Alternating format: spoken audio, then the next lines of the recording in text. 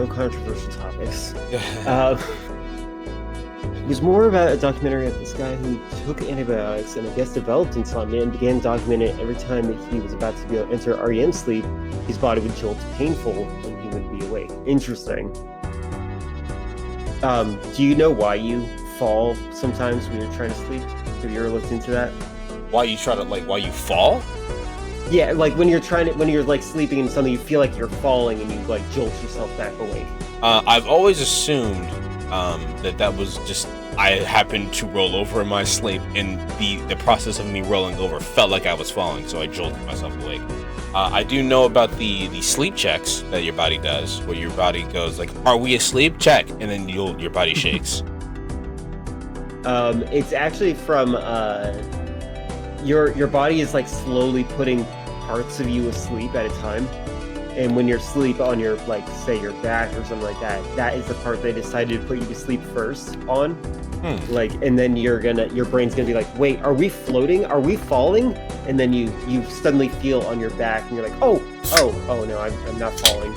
Like you braced for impact that didn't happen. I see.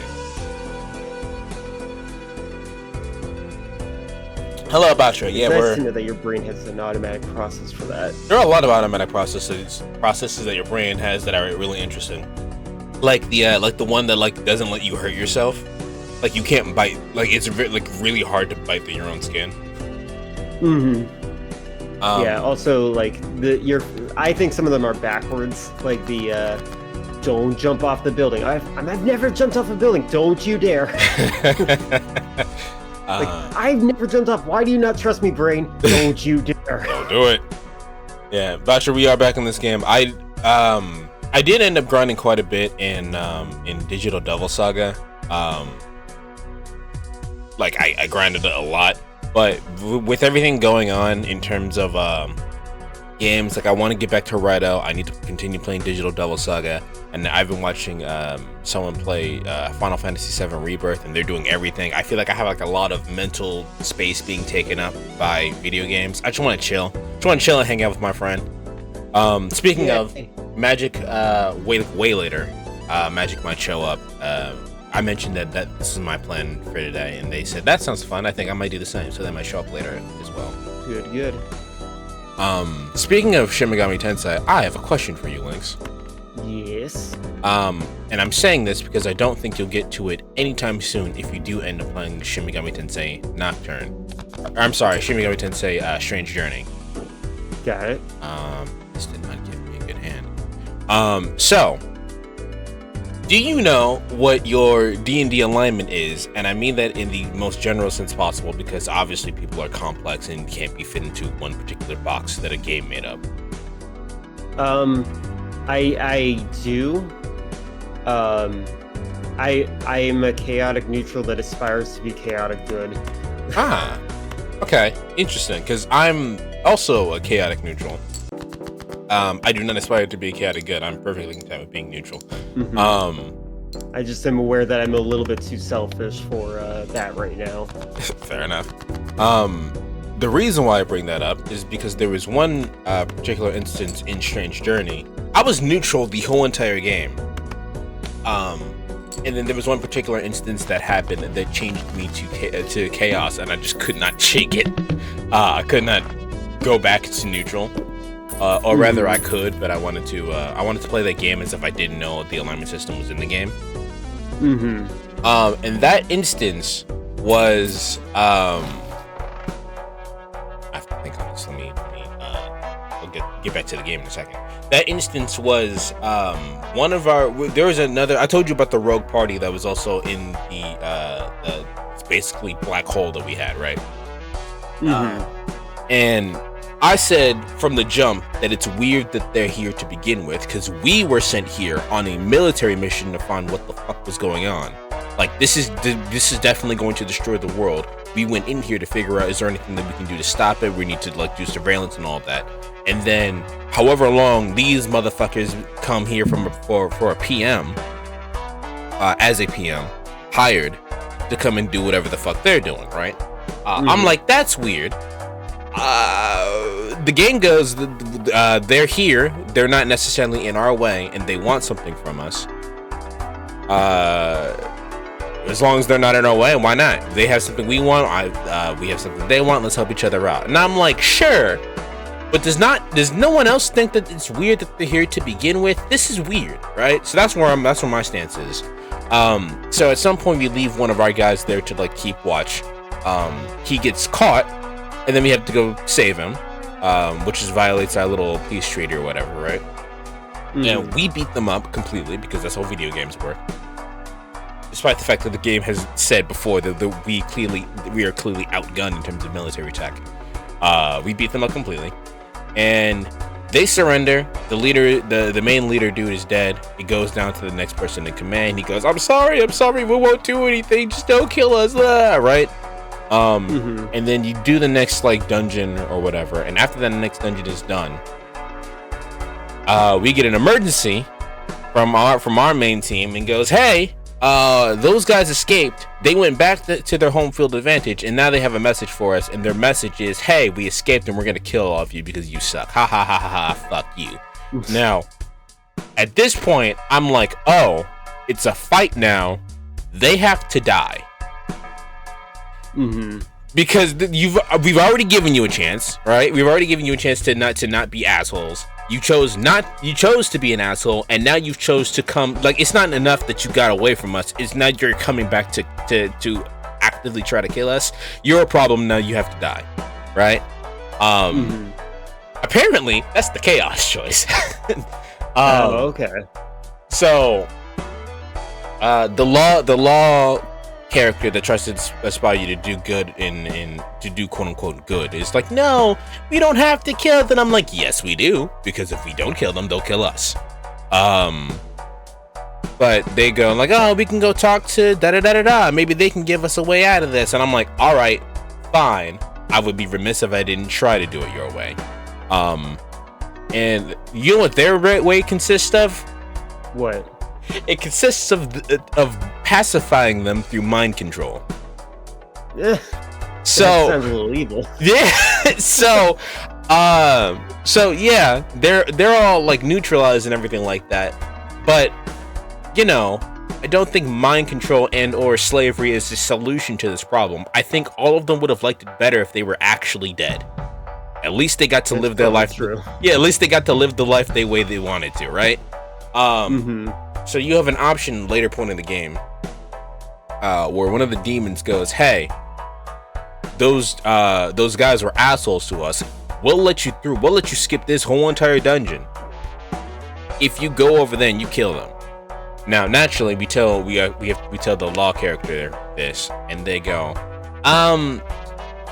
we don't have to do that. We could just pacify the demons, and we can just go through that way. We can do that. And I was like, I mean, I guess, but like, you did fucking mind control, man. That's weird. Yeah. So I ended up going with the route, and there's a way that you can do the neutral route. In the context of the game, I did not know that neutral route existed, so I didn't do it. I didn't know because my chat told me. Thank you, chat.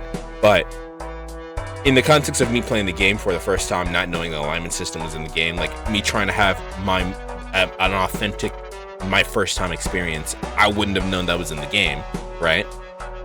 So I didn't do that. So I go with the option, hey, let's just kill them. Your mom's in the game. Shut up, feller.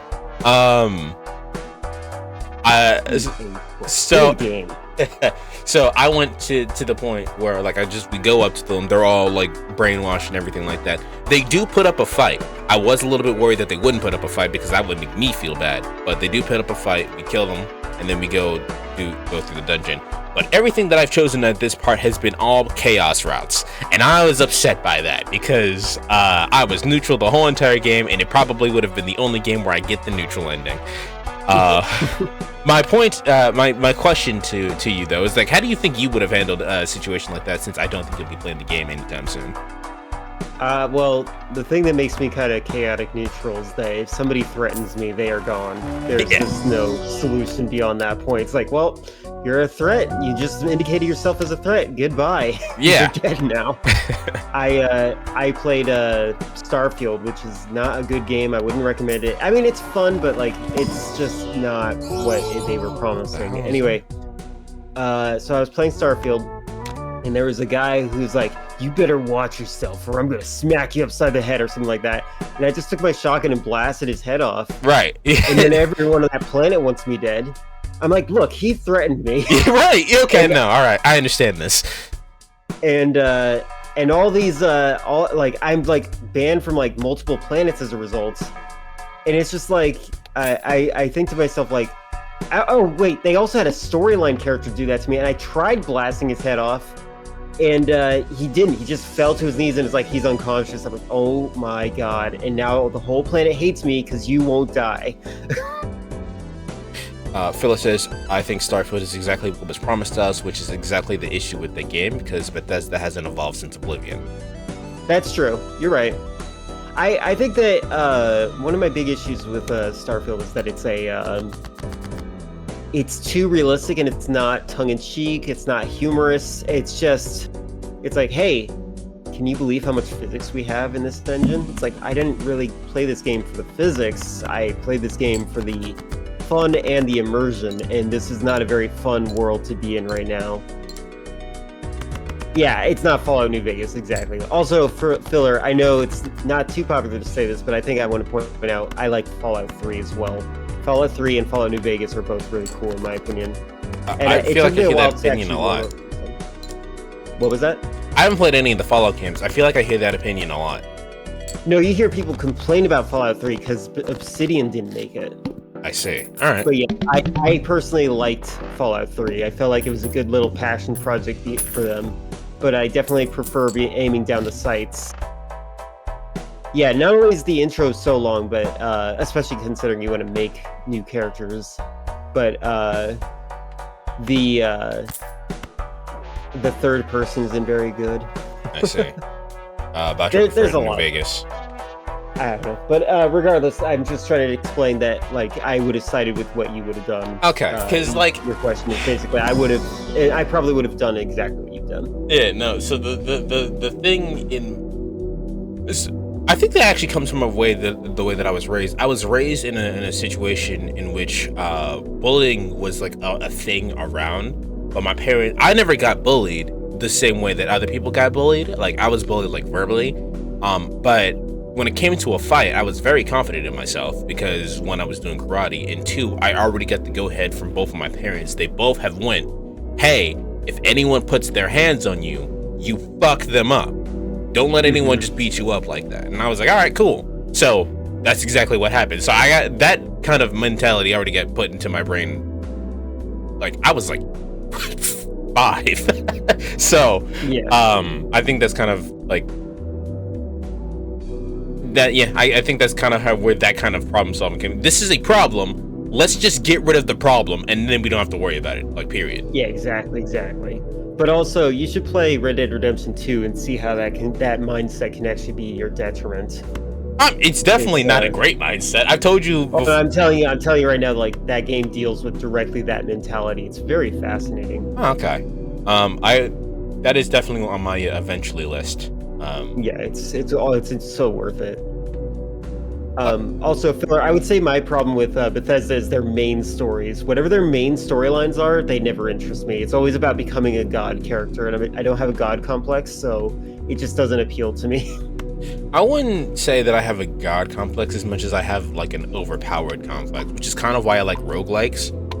Mm-hmm. Roguelikes always make you feel overpowered by the time you get to the end of the run. But like you start off by crawling on the ground trying to get to the next thing. You have to earn it. That's the thing. Yeah. Same thing in Dark Souls. You have to earn becoming a god. Bethesda, it's like, oh, I just kind of fell into this. Yeah. Also, filler, when it comes to disliking Red Dead Redemption 2, I want to say that I actually love the mechanics of Red Dead Redemption 2. Even the fact that it feels like you're running through water. And I also should point out that I have a lot of hate mail in my inbox from players that are not very good at the game like me. So I understand, but I'm just telling you right now, I'd probably just annihilate you in multiplayer for no reason. because I'm good at the game. Get good, scrub. I'm glad you like my mother. She's pretty cool. Speaking of things that are like have bad option select, it's really funny when you see stuff like that. Like for example, in Final Fantasy 15, there's the talk button is the same as the jump button, so you walk up to characters and just start jumping at them like a fucking madman. They definitely should never do that. I played Mario 64 and I was like, why is Punch trying to talk to them? Yeah, fuck you, Toad.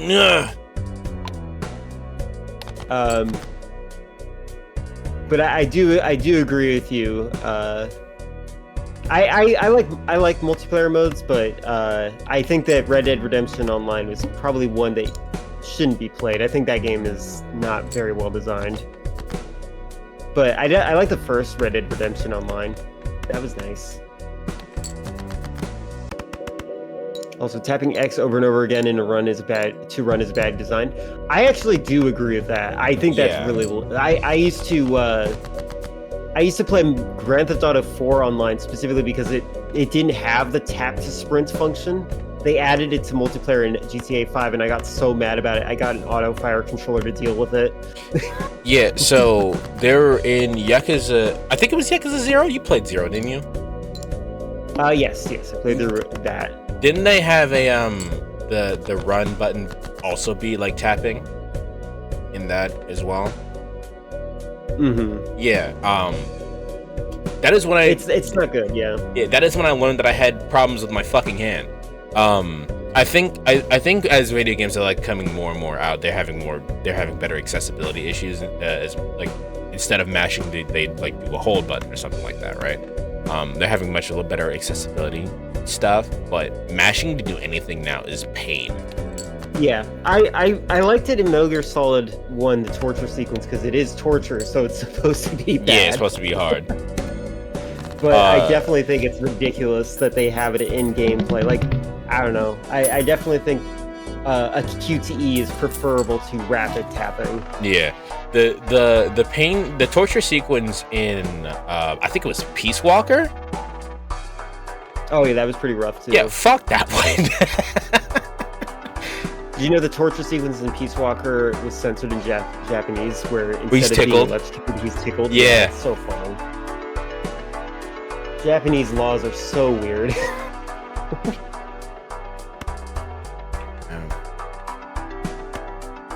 You use the spoon method? I think I know about that. Oh, I stole your... Filler, I think that you and I are one of those terminally online gamers that have all the information. Except I think I have a little bit more on Metal Gear than you. Just a little bit. Have you seen Vamp in the end of Metal Gear Solid 2? Because I can tell you where they are.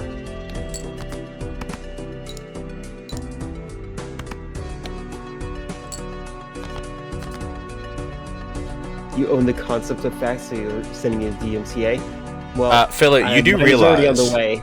You do realize you're talking to two of the biggest corporations suck, and we don't care about DMCA people here.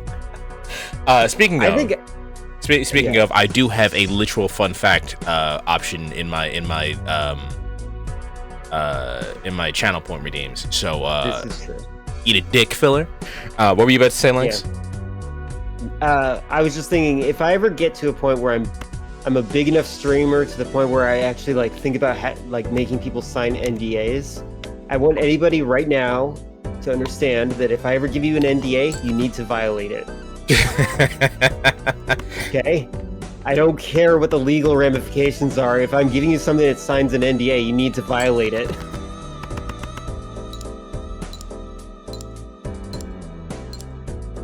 His name is Vamp because it rhymes with damp. Nope, it's bisexual. And he goes underwater often. Nope, it's because he's bi. Which is such a weird thing, and I'm pretty sure Kojima invented that fact. Yeah, that's so weird. No, it's because he's bisexual. Fucking idiot. It's like, what? Like, okay. My bad. Yeah, because he snucks. Anyway. Wow. Is it gonna be if the NDA is because If what? Can I read? If you Can violate you it, you die. Like in Boeing, I think you should violate it.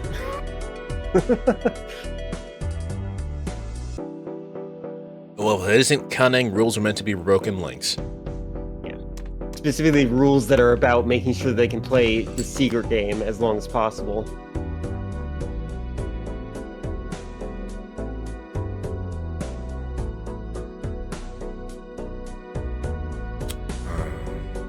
Shit.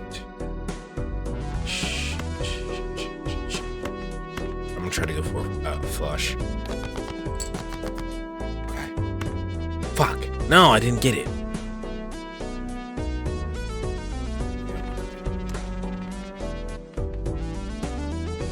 I don't have a 3. This is hard. Are you playing Go Fish? I understand that is a difficult thing. Yeah, it's terrible, man. It's terrible. I tell them to go. They tell me to go fish, and I never get the cards I need. Now I think about it, because I haven't played Go Fish since I was an actual child, so I don't quite always remember the rules of how that works. But this does technically have a Go Fish mechanic in there. I haven't played Go Fish since I was probably 7. I think that the rules are just if the card matches, you want it. If it doesn't, you don't want it. Yeah. Okay. All right. Let's hope this is enough points. Or if the NDA I signed 14 years ago, Dead Space 2 has expired. I can openly talk about it at this point, though. I bet it expired. You should talk about it anyways.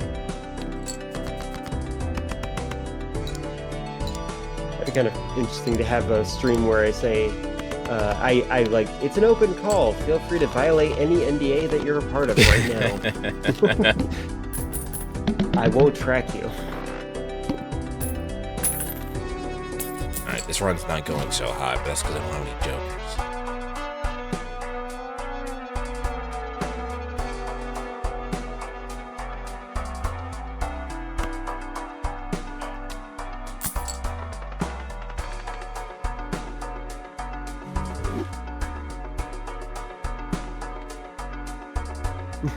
There's this one person that has their Mii activated, and they look like a biker from Terminator 2's intro sequence. But their name is Leisha. So I'm thinking that's like a character that they, like, whoever Leisha is, it's a character they have chosen to look like, and I don't know what that character is. And they're also playing as it looks like a Animal Crossing character, so I think it's actually a girl. Fair enough, fair enough. Might be fun to hop on call in a bit and talk about what I remember from that experience. It might be fun. Feel free to do so. Whom said that? Chris in Color, the YouTuber. And I emphasize YouTuber. To pressure them to remember that they are YouTubers and they should release that GDC video that they are currently working on. Silly links. Girls don't play games. This is true. This is true. And they lie about being bisexual. Don't forget. There's no such thing as They lie about being bisexual. That's what they lie about.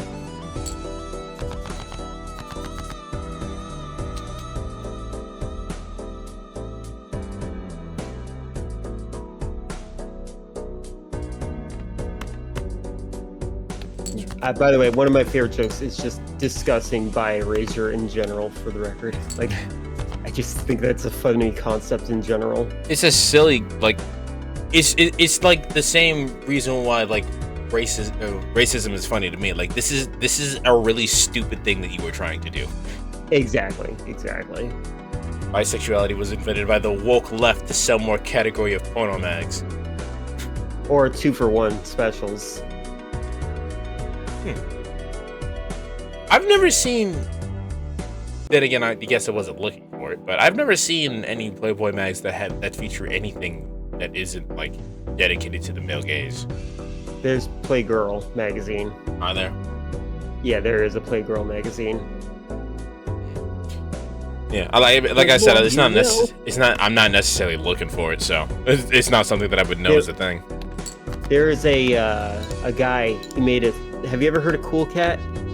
No. There's a guy who made a kids show, but like it's really bad and poorly made. It is genuinely one of the most atrocious things out there. It's hilariously bad how stupid Cool Cat is. Anyway, the creator of it likes to boast on his personal website that he was featured in Playgirl, and then he gets really mad if you were a gay guy that was interested in it. Huh? Bro. Alright. Yeah, he's also wild. He reminds me of a little kid. Like, yeah, Derek Savage, that's who he is. He's really wild. Is there a Playgirl magazine in MG4? Nope, only Playboy. You think Snake Cool would go Cat for that? loves to boogie woogie. You think Snake would go for a Playgirl magazine? In MGS4 he did. Did he? Yeah. Oh, thank God I got the bank card. I get to go into debt. Cool boogie. I played, I love Legend of Dragoon. I played through it. I beat it recently, and that's why I'm playing Shin Megami Tensei. If you successfully do a combo with one of the characters, she ends it by saying, "Cool boogie." There is a gun attack in Shin Megami Tensei, the Rado Kuzunoha games, which he does, like, I think it's like a gun combo attack, but the gun combo attack is called Boogie Woogie. I've been doing a lot of straights. Stretto. What does stretto mean? That's one of my favorite things to do is just say words in a Japanese accent. I think that's probably a lot of people in the United States will say, "Oh, that's racist," but like, I think Japanese folk love it because it's well, yeah, I think like, you're trying to sound like us. So it's great. The whole entire concept of cultural appropriation is completely different from what like an American would see. It seems like it's a United States thing. Yeah. In the United States, it's like racism, but out there, like, oh my God, you're like us. Yeah, like as long as it's not like actively racist or like you're like taking the piss out of like, as long as you're not like trying to like, oh, I'm just a simple farmer from Japan, but right. like really bad. But like the idea of like, say for example, like I was wearing like a kimono just because I like kimonos or whatever, right? A Japanese person would be like, oh shit, this person's wearing a kimono. That's really cool to see. Not in Japan. Mm-hmm. They're like, oh, what makes you interested in our culture? Right, that kind of thing. If someone is overdoing it, then I have to stop them. I can understand it. Like, there is a point. Like, I think that saying things in an accent can be funny. Like, Ed from Ed, Ed, and Eddie, single D, he is clearly mentally deficient to a point where maybe we should talk about ableism. But it's funny still. He's also the most OP character in the thing. But, like, at what point do you tell people, okay, you've gone too far? Ed is the one with, like, without the hair, right? The main dude. Single D, he's got the green jacket. Oh, okay, all right. Yeah. I actually really liked him. he was a fun character. Yeah, he was a very fun character. There's a guy on TikTok who did an entire apology vid because he did a fake English accent. I was like, dude, who cares? TikTok is weird. Okay. Yeah. I don't have a TikTok. I was on it for like 2 days. Felt like the algorithm was way too aggressive, and I left it. I also, Pudgy was telling me about a long time ago that I say a long time ago, it was last year. About how people on TikTok were getting mad at the British's salt and pepper chips, which is, you know, salt and pepper fries, which is generally like, I think it's like more of an Asian thing, where like you have like a bunch of like Asian spices and peppers and whatnot, and they were like, people on TikTok were mad that it wasn't literally like fries and salt and pepper. Like, interesting. Fuck off. Like, like I don't. There's no problem here. You're getting mad over actually nothing. That's part of the outrage culture. Actually, that reminds me of like how we have like, you know, news articles that are designed for clickbait and stuff like that. Yeah. One of my least favorite formulas for a title right now is X wants you to stop calling Y Z. Like, for example, Elon wants you to stop calling X Twitter. Like, and that's like supposed to cause you to go there into the comments and say, well, I'm going to continue calling it Twitter because this is why it's stupid. They know you're going to type that. You're not saying anything new. We here in England invented false advertising. Well, we here in the United States invented evangelicalism television, so... I thought you were going to say perfected false advertising. We did, through evangelical television. In order for this to work, I would need to have money first. You know what's crazy? I have to say, though, about the Twitter thing, like, I definitely still call it Twitter, because every time I see the word X, it's like a placeholder for anything else. Sure, yeah, that makes sense. So, like, and the worst thing in the world is that Elon inherited Twitter, a fantastic platform in which helped has its own dictionary entry for tweets, and he has decided, he's like, no, we're going to call it posts instead. It's like, you inherited something that changed the dictionary, and you're changing the one fundamental thing that made it unique. The thing that made it actually worth buying, you're changing. Yeah, Elon is a person. Yeah, he's definitely an idiot. Never thought I'd hear someone call Twitter a fantastic platform. Well, the thing is, it was certainly a lot better before he inherited it, and also it is a good news aggregation website. It was a good platform until he got a hold of it. Yeah, once the blue checkmark system came up, and it just became an echo chamber for his own views, and I love his attempts to like explain. He's like, oh well, if it violates TOS, why is it still up? It's like, are you an idiot? Yes, he is. You never released Twitter? I used it specifically to look up what people were saying in a collective sense. For example, like during the 2020 protests that were going on here in the United States, I was using Twitter to pay attention to what was happening on the ground, looking at like people putting up their own footage, explaining things. It was giving me a nice first-hand experience, primary news sources basically. And I don't know if that will happen again in this current system. It seems that Elon is good at muffling certain opinions he doesn't like, but also he seems to have certain categories on mute, like rhymes. Although that seems to trend a lot whenever he searches that. My biggest issue with Twitter currently is that if you don't pay for it, you don't muted. Basically, you don't exist. you don't exist for one, and for two, you don't get to even use the platform anymore because you have a certain amount of tweets you can only view.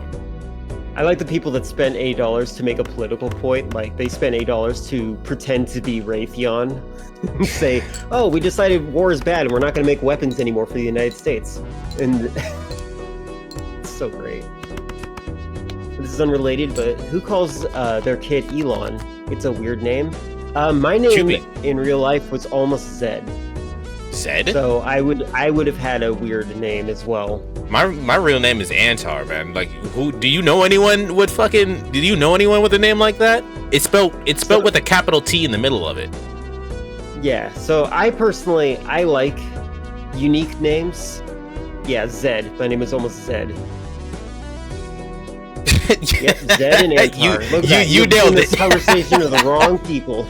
I actually had a friend who spelled my name, and every time they spelled my name, it was all in lowercase letters. But I got like fake mad at them that the T wasn't capitalized, so they just spelled my name exactly like that. They would not capitalize the A and capitalize the T. My name has inconsistencies. I have like 6 names total in my full name. And 2 of those names have hyphens between them, and but that hyphen doesn't exist in some documentation, so I have difficulty proving who I am sometimes. That's annoying. I feel like unique names are often a curse on a child to have have to spell their name at every single human they meet. That's probably true, yeah. It depends on what it is. Like, I have a official thread actually has a friend by the name of Unique, but the way that their name is spelled starts with a fucking Y. And so it's like one of those like, oh, my child is special. They need to have a unique way to spell unique, and like they really did. But So like in that sense, yes, I agree with you. The child is cursed to have to just explain what the fucking name is, even though it's very simple in concept. But like in a case like mine, it's 5 letters. It's not that big a deal. I'm in the lowest lobby I've ever been in for Mario Kart. There are only 4 people in this lobby. What the heck? Just so you know, Batra, your name is in the Bible, right? So I want to tell you the origin of my name, Zed, was going to be, it was from Pulp Fiction. And if anybody who knows who Zed is from Pulp Fiction, you might understand that might be really messed up. It's Samael.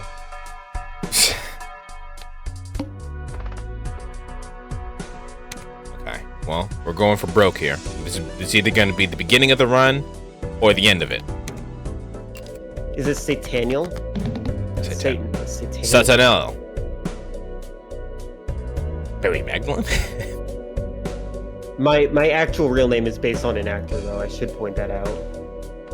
Oh my god, there's only 4 people in this race. What the heck?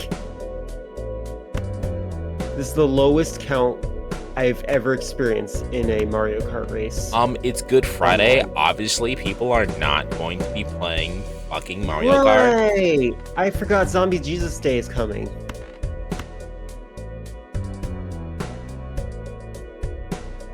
Seducius.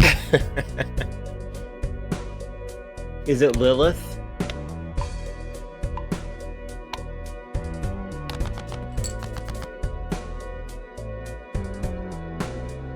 Saul Goodman, attorney at law. I like. Have you continued? If you have not seen Breaking Bad. I actually finished Breaking Bad. Oh, okay. How'd you enjoy? Oh, okay. All right. Yeah, I definitely think it's like one of my favorites, and I was very happy the way it ended. So the and character. I was also very happy identifying that the bad things that I thought were happening were in fact happening. Nice. Oh shit. Oh. That's an 8. One of the character Skylar, when I tried to rewatch it relatively recently with one of my friends, and the character Skylar just ruined the whole entire show for my friend. That's so weird. Like I understand Jesus. it. Oh, I just got 10 gifted subs. Thank you, General No Frag. Oh wow, congrats, man. Thank you for the 10 gifted subs. You just kind of scared me. It's a jump scare. How you doing?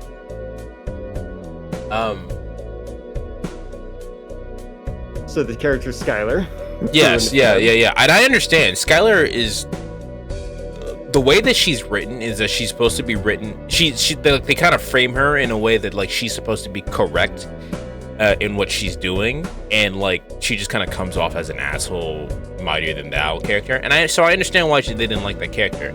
I didn't understand how it ruined it for her because the rest of the show was so amazing. You know what I mean? Mm-hmm. Yeah, I agree. So interestingly, I watched the show with a friend as well, and they did not like Skylar either. I did not care about Skylar at all. Like, my opinion is that both Skylar and Walter White were Karen personality types. The take me to your manager types. Yeah, I can see that.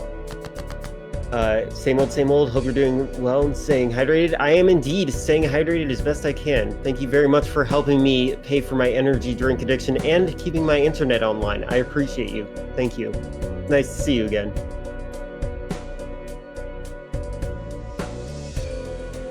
But yeah, I saw them both as Karen types, so like I didn't really see a reason to like either of them. They both were bad people we were following. That's how I saw it. Yeah, but I always thought like the fact because that's the point. I thought it was more interesting. This is a normal person becoming a bad person, and I like this descent into madness. That's the well. fun I of the wouldn't show. say he was always a bad person. The very first bad thing he did was set that guy's car on fire for no reason other than passive aggression. Like, what? Come on, coward. It's been a while, so I do not remember that. Yeah, it's just like he sees this guy talking loudly on his cell phone. He's like, let's set his car on fire. It's like, okay, are you okay? Sir? Have I ever played Atari console by the same name? Lynx, Atari Lynx? I have not, no. I read Breaking Bad as Walter White was always evil, like bro. Yeah, exactly. I saw him as always evil from day one. According to a person who hops into my call sometimes, Guilfoyle, he was shocked that I ranted about how bad of a person Walter White was in my my Discord, and he was like, "Wow, you found that out pretty fast." Like, Yeah, crossed the line pretty fast. I think I was in high school the first time I watched it. Mm-hmm. Your name is Silas. Filler, you are absolutely correct. Yeah, that's actually one of the things to defend Skylar. One of the things that I said to my friend that didn't like Skylar, my friend was like, oh, but if she was more supportive of him, maybe if she let him express himself and didn't have him under her thumb all the time. I'm like, did you notice he did most of this stuff in secret? If he was not under her thumb, he would not have she needed to do this to keep it so that he didn't do anything bad. It's ridiculous. He's a scummy person. The last time I watched it, like all the way through, was the first time I watched it, which I was in high school. So I probably didn't have more opinions other than, oh my god, this show's writing is so good. I'm sure. Yeah. At the time, also, you don't have an experience with people and stuff. Like, I think that me entering the workforce helped me understand people a lot better as well. Yeah, the only thing that I really like connected to, and like on a personality, like this person is clearly a bad person, was when he started taking pride in the fact that he was making meth. It was specifically the scene where he's in the I think it was like a Home Depot or something. It was like a hardware store, and he sees the one guy buying all of the stuff to make all. He's like, "What are you fucking doing, dude? You gotta spread around. You gotta go around. You can't buy stuff from this store, buy stuff from that store. What are you doing?"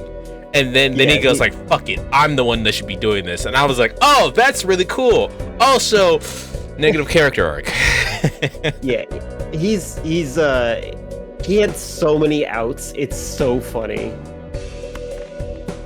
He had so many ways to get out of his problems, and yet he did not. I think in that particular instance, he was like, no, he made the money that he intended to make. Yeah, and exactly. And I think it's actually one of the best parts, in my opinion. Hold on, I just read this one. Hold that thought. Who the fuck mispronounces Silas? It's not that difficult of a name. Who the fuck is mispronouncing Silas? It's pronounced Silas. Continue, Links. All right, so one of my favorite parts. So I think that it's crazy that he had so many outs the way he did. He actually, to the point where he actually suffered consequences for not leaving, and each time he had to make a sacrifice. Like, you'd think he'd be able to connect these dots. That he had to sacrifice something in order to be good at something. So he, one of my favorite parts is when he's just like, essentially holding his wife hostage without like agreeing to divorce, right? Right. And it's just a very long period of him just basically having awkward dinners with her for like weeks. Yeah, I think I recall that. And I feel like that's the biggest thing is like that could have been an out too, but he's literally just doing it because of the love of the game. Yeah. My favorite part of Breaking Bad is when Jesse says bitch. It is actually really cathartic anytime he says it. Like, it's really nice to see that character, because that character goes through like a lot of shit that I don't actually think he deserves to go through. So anytime he's excited, I'm like, yeah, man, get excited. Yeah, I love the fact that I cared about him, and I'm glad. Apparently, his character was going to be killed early on, but they liked his performance too much, so they kept him. Oh, that's interesting. But yeah, no, that actor does a really good job as Jesse. Yeah, I agree. I liked that I actually started caring about him a lot. Well, I cared about him like from the beginning, but like it was pretty great.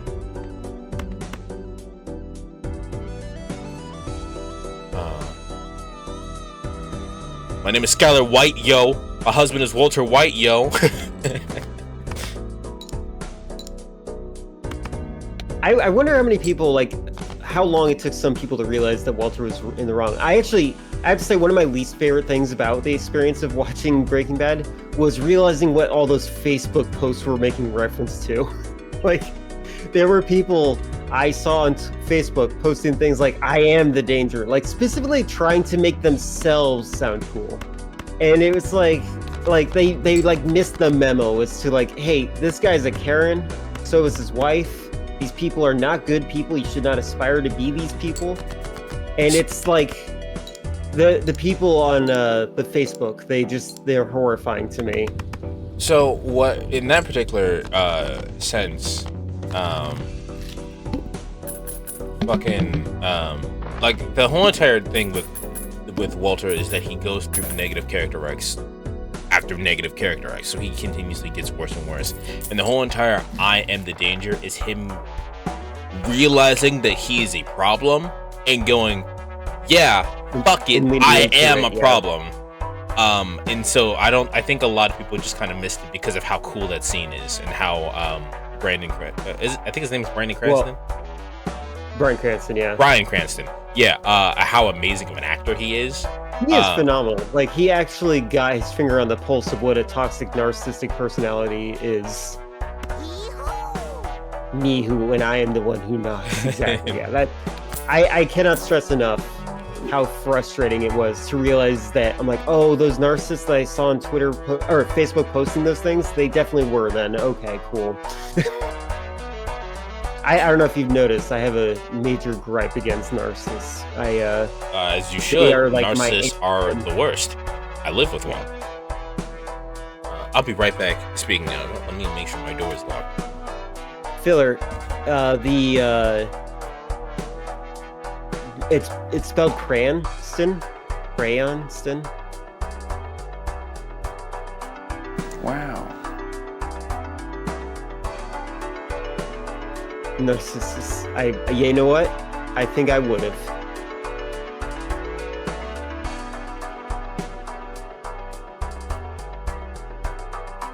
It was a good thing I checked because it was not.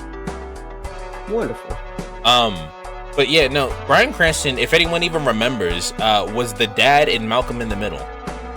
Yeah, I heard some people tell me that they wish they didn't see Malcolm in the Middle before they saw the show because they kept seeing it as a comedy. I also know that there were people that were ranting about the fact that they had a comedic actor playing a serious role, which is weird. I remember. So, has anyone seen Ryan Reynolds play any dramatic role ever? Because it's very bizarre.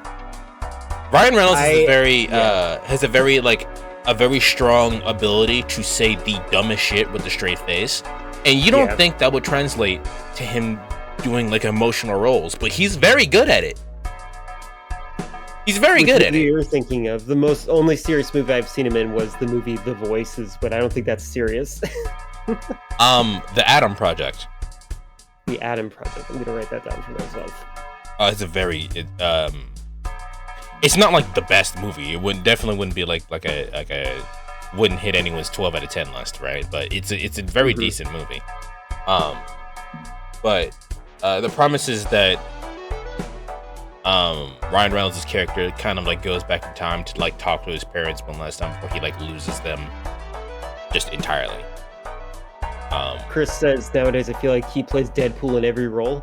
I kind of think that Ryan Reynolds has always played Ryan Reynolds in every role. Yeah, that's what I was gonna say. Like the character Deadpool just kind of lines up with how Ryan Reynolds naturally is. If you read any of his comics, the only difference between Ryan Reynolds' like portrayal of Deadpool and Deadpool is that there actually really isn't much. Yeah, there really isn't really much. Even the Deadpool game that came out in like 2013, it had like a very humorous style of the sense of like, I'm gonna say this really stupid thing with a straight face and really mean it.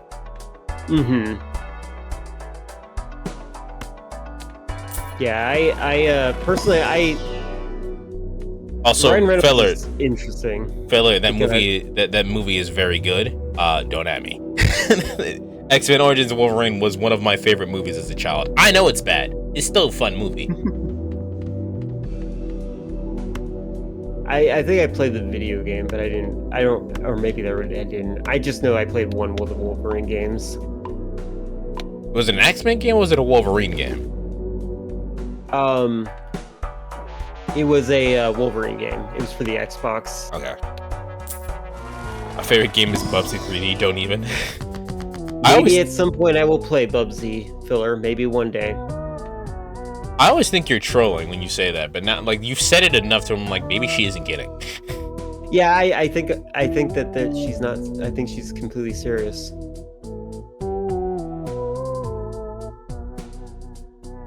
I think that she was gifted it on Christmas and just had to play it because it was their one game. Yeah. Also, I would like everybody to look at the hand that I'm currently presented with. This is like the biggest straight I've ever seen in my life. I don't even know how this. Like, what are the odds for pulling cards like this? It's literally so going. It hides during June. Jesus. It's literally 987654332. Like, I've never seen a hand being pulled like this. I couldn't get a hand like this in the game if I wanted to. This is like Jesus. I've never seen this. And I have to destroy a card, so let's destroy it too. Games. Oh, okay. No, destroyed the 9. And then I got it back.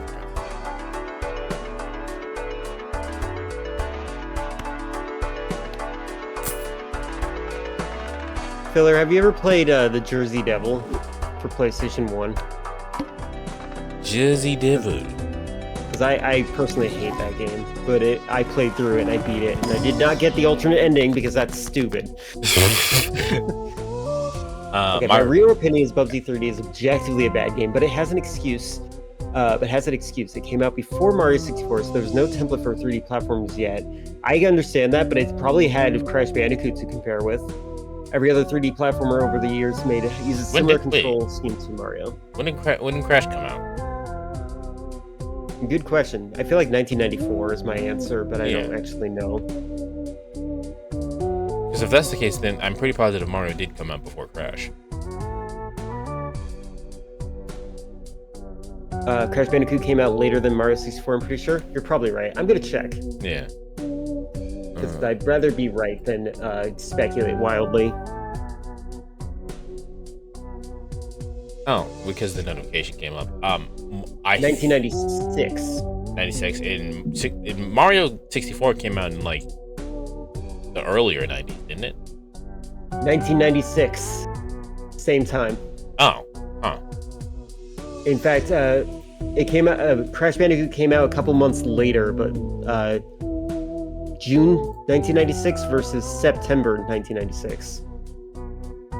Okay, so that's when only did Bubsy come out?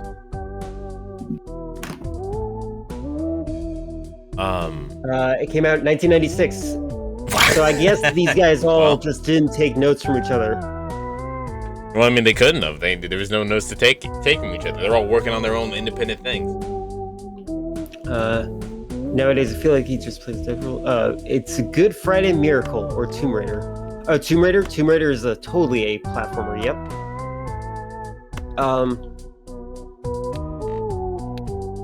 So I'm gonna say that I guess it's fair to say they didn't have anything to compare with. But also, when did I look up whenever Jersey Devil came out, because I'm pretty sure it was way after Crash Bandicoot, and it had no reason. I think it was a 2000s release, and it's such garbage. What's fair to say? I'll check after this race. If I take my hand off the control, I'm gonna get kicked from the match. December 1997. Yeah, there you go. Garbage. Thank you very much for looking that up for me.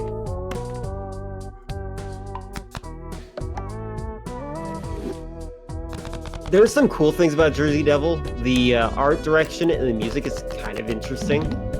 The art direction more so interesting. I think that's the thing they were selling on. And I think it was trying to go for a Christmas holiday release. Maybe it was a skill issue. Well, I actually beat the game, so yes, it was a skill issue. It was just complete garbage. Remember, Super Gaming Brother from YouTube actually played Jersey Devil. Which one of them played Jersey Devil? Was it Elliot? Also, it's weird. You ever like? I'm sure you've gotten this by this point. That the people that in your Discord or your chat just have things that they like that you also like. Well, that's the point. You're trying to get people netted with the same tastes. Sure, yes, but like it's not like you have talked about this before, because I had no idea Balatro even like knew who this person was, who these people were. This is the first time we've ever had this conversation. Okay, so Matt and Elliot and Johnny were just watching. There you go. Okay, so and also Chris is right. It was a development skill issue.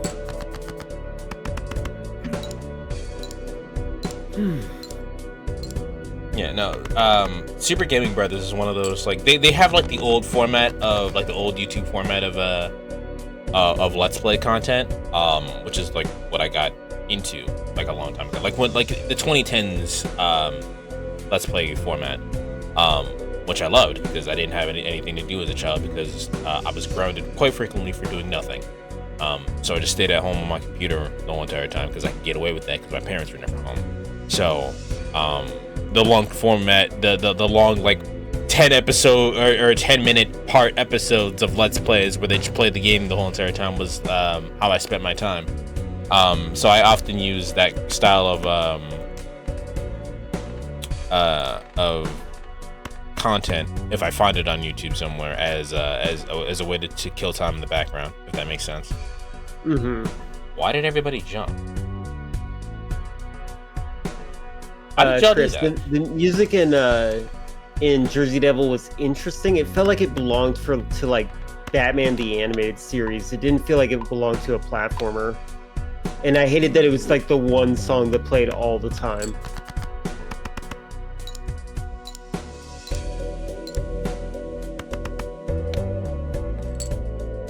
Do you have any favorite video game music?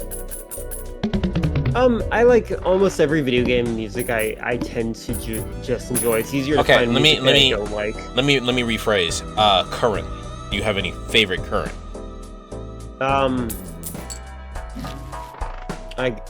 My brain is always going to default to Metal Gear Solid. Fair enough. It's just what it wants to say. It's like, hey, say Metal Gear Solid 5 during the action scene.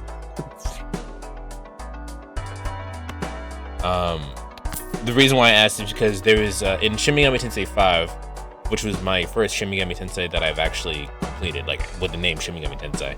And I didn't do it for stream, and I'm kind of upset that I did not. There is a super boss fight with the deity Shiva, and they have boss music that is so fucking good. It is so goddamn good. Some of you might have heard it. I know Miyamik's mama heard it when I was streamed yesterday because I played it for my intro music. But it's got like a very, so obviously Shiva is a deity of destruction in Hinduism, and the way that like the music kind of like is formed, it's like a very like kind of melancholic, nihilistic feel to it. And then like as the song progresses, it gets more and more off-putting. Things aren't hitting correctly, but it's still on beat. This kind of thing. It's a very awesomely composed track. What's the name of the song? It's called Destruction. Destruction from Shin Megami Tensei 5 or Persona 5? Shin Megami Tensei 5. You should be able to play it on stream. You shouldn't have any issues. I'm actually just setting it up for me to look it up later. Either way.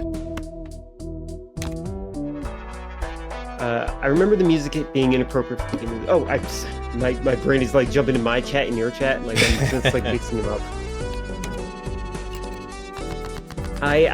In general, I seem to be one of those types of nerds that likes to listen to video game soundtracks and movie soundtracks more than what is currently playing on the radio. And I feel like that's a little bit unfortunate because I would like to enjoy all music more, but I think the lyrics kind of ruin things for me because I'm like, oh, I have the song memorized now. It's circumstantial, but I definitely understand that feeling. When I was watching JoJo's Bizarre Adventure for the first time and I heard the music that was happening in part 3, I was listening to the OST for that far more than I was listening to anything on the radio. Like Dancing Crazy Murder from SMT5. Which song is that one? I'm very terrible with names, so if you tell me what fight or what part what song that was, I might be maybe I'll post it. All right, I'm very awful with names. Names I'm and awful birthdays. with human names. I appreciate when people wear name tags. When I first started streaming, I used the button. There was a button that you can pin to your shirt at my workplace that said, "I'm new. Thank you for your patience." I wore that button for the first 2 weeks of me streaming. That would be very convenient. Let me see. I'm gonna try to go for this. Yeah, got it. Cool. To have a name tag that literally, like, it'd be like one of those like bumper stickers that's like a new driver or a student driver. Yeah. New driver, watch out. Yeah.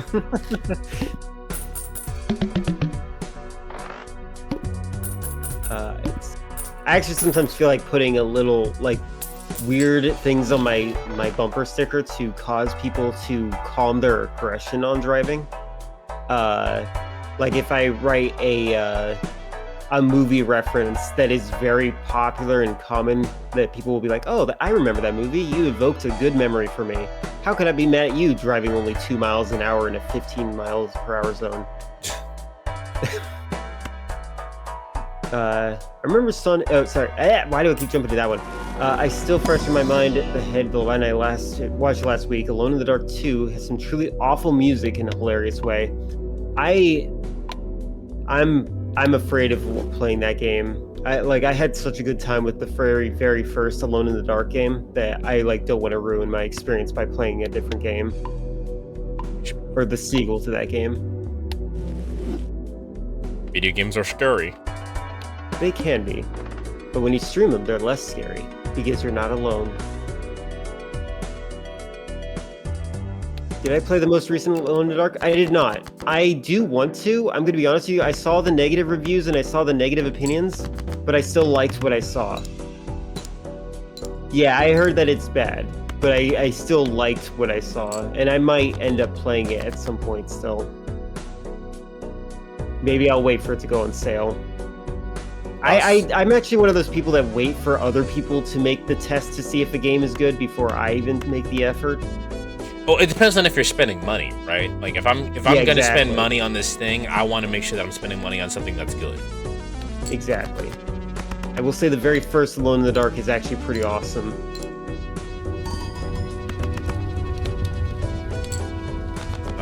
But like there are certain things like if another Devil May Cry trailer dropped right now, I would watch the first trailer and then I would never watch anything else in terms of trailers format. Because I know I'm going to buy this game. I already know it's going to be. Oh yeah. Yeah, regardless of if it's trash or not, I already know I'm getting this game.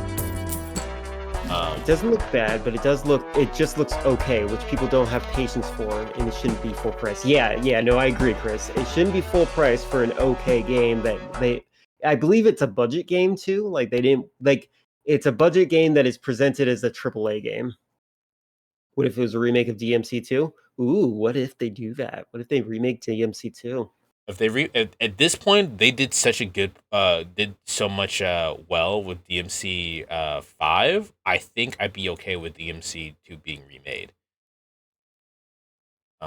They have 100% inspired faith in me with DMC 5. That's how good that game is. I do not remember this song. However, this song is good. Holy shit. What if they say it's going to be exactly 100% faithful to the remake of DMC2? Well, that's just a poor choice. That's just a bad idea. That'd be like the equivalent of me going like, you know what, Lynx? I think I'm gonna drink this bleach. Like, what? No, don't do that. That's a terrible idea. Says you. I'm a millennial. I love Tide Pods. Chris says it's especially bad when you can get Resident Evil 2 and 3 in a bundle for $10, and the selling point of the new Alone in the Dark is $60, which is really absurd. I do think that is absurd.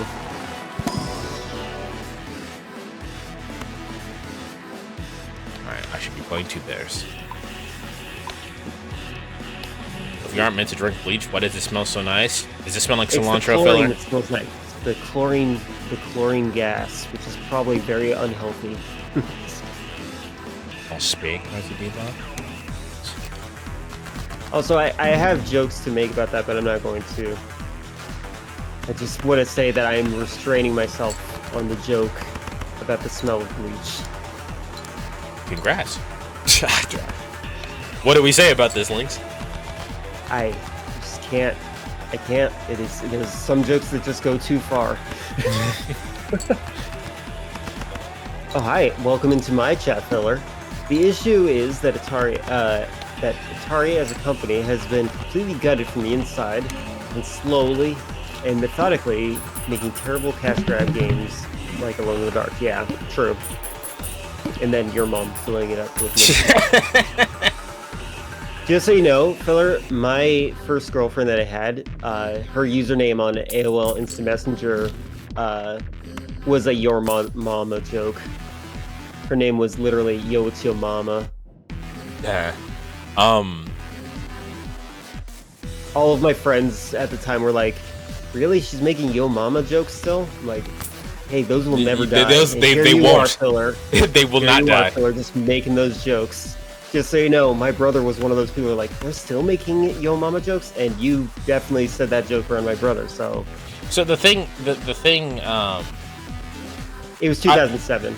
I always make the joke that filler only has 3 jokes. It's your mom, woke liberals, and there was another one that I can't think of the name. Anything that leans really hard into absurdism is what I've noticed, and I like. Yeah, I appreciate Filler's humor. Thank you, Filler, for doing your part and keeping the joke alive. Just so you know, I'm considered the least funny person in my friend group. Shoot, what is the third joke? I've forgotten. I forgot too. I don't know. I don't know what the third joke is. Shit. You haven't done it in a while. That's why we can't remember. I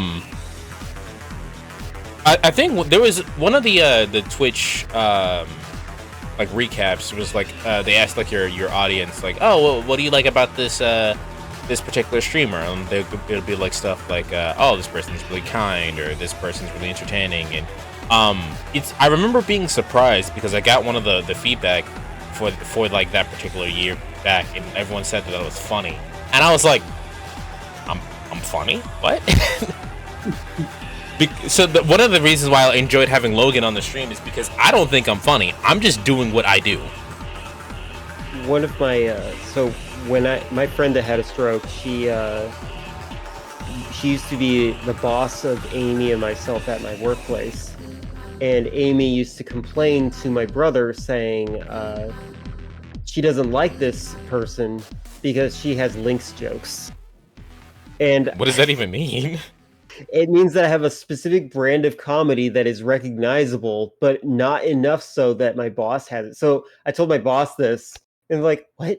But I think I'm funny. I'm like, oh, but you don't think I'm funny? Some disconnect here. Well, hello. Hello, Raiders. Welcome in. How are you doing? Nice to meet you. Sir Whale Gaming. How goes it? What were you playing? I like that we're going animal to animal here. I'm currently playing Mario Kart with an open call. I'm playing with Infinite Dragon 1. He is playing his own game in his own stream. Yeah, I am playing Balatro. If anyone knows anything about poker, this is not that. We are 100% cheating. Yes. So I usually do open calls on my stream. If you're curious, my schedule's above me and my countdown timer's to the right of that. I currently have his chat and my chat combined, so you're going to see both of them. You're playing Monopoly Party. Oh, that makes sense. Currently playing through all 652 GameCube games. Oh my god. Oh, so wow, okay, that's a commitment. Have the experience. Yeah, that's incredible. That's a really cool concept. Hold on. If you guys are interested in getting through the... Actually, wait, the shout-out command finally works for me. Hold on. It took forever for this to work for me. There we go. Do you know why it didn't work? I don't know. It started working this week for sure. It did not work for me last week when I tried it, but now it does. So I'm happy. So yeah, if you guys want to check out every GameCube game, which actually sounds very fascinating to me, I'm probably going to check out your stream after I'm done streaming myself. Yeah, that's awesome. Let me go ahead and look over real quick. Sir Will Gaming. I'll definitely be checking that out at the very least. Have you developed? Are you going in alphabetical order, release order? Yeah. Well, how you tackling that? Yeah. Only using physical copies because apparently I don't want it to retire. Nice. Thank you for the follow. I appreciate it. Hopefully I continue to entertain you. That sounds really great. But yeah, I usually play miscellaneous games on Fridays so I can like turn my brain off and just talk. Other games that I play on Fridays like include Resident Evil and stuff like that. Fully random order. Just like your chat vote on the games. Nice. Very awesome. Okay. Yeah. No, that's a great way to do that too. Have you? What is your favorite that you've done so far? And Filler says that their brother is trying to film a TikTok, so they're going to have to deal with their brother being obnoxiously singing the same one song over and over again. Good luck, Filler. Okay, and then Balatro was asking. I think Kaitos for sure. What is that game like? I'm definitely gonna have to check out your VODs to see what kind of things you're enduring. Because I definitely think that like GameCube has a lot of really amazing games. Like I would say GameCube and PS2 are probably like two contenders for the greatest consoles of all time. Yeah, we have a mutual Ware gamer who basically who's trying to amass a collection of every PS2 game, and they've gotten quite a bit of it done. That's awesome. They have like a spreadsheet and everything. The back-to-back Barnyard is a close second. Interesting. I'm probably going to take note of that. Fascinating.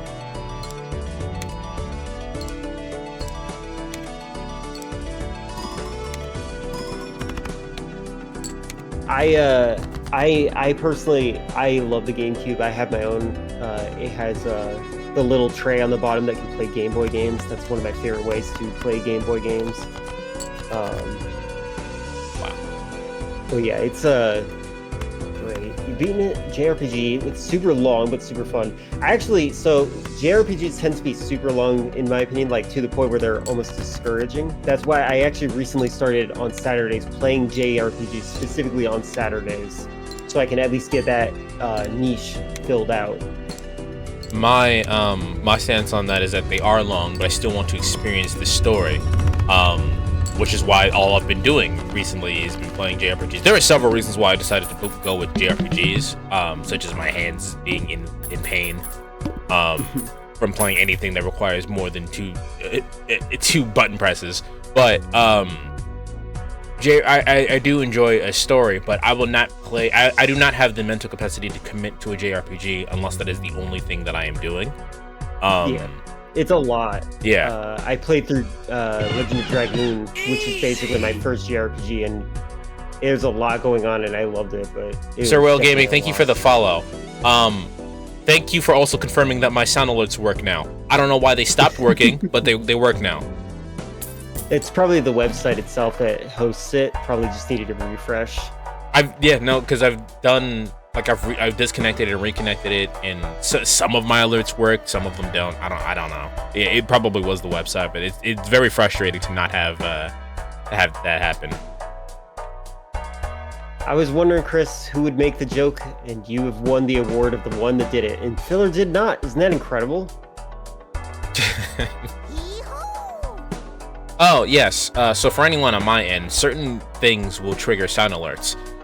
Certain emails will trigger sound alerts, certain phrases will trigger sound alerts, so have fun figuring out what those are. Welcome home, J.A. Hey, J.A. Filler, look at the last things that Chris and Color said in reference to the game that Sir Whale played. If you don't get the joke, then it's fine. But I feel like you would have been the first one to make the joke, but Chris beat you to it. Got that Tommy Tallarico in you. Yeah, exactly. Just so you know, Chris, you might be our personal Tommy Tallarico, but you are infinitely more valuable than him because you actually produce stuff that you actually create. Little reminder, Chris and Color is a YouTuber. Didn't get here fast enough. I guess so. Your mother's very proud. There you go. Even turning that, putting in the your mother part in it.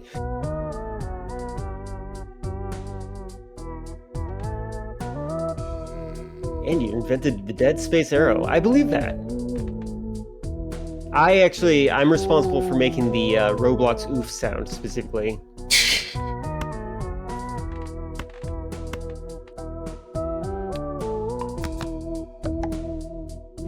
At least every time I play the sound, I'm responsible for playing it. Fair. And making it. Of course, naturally.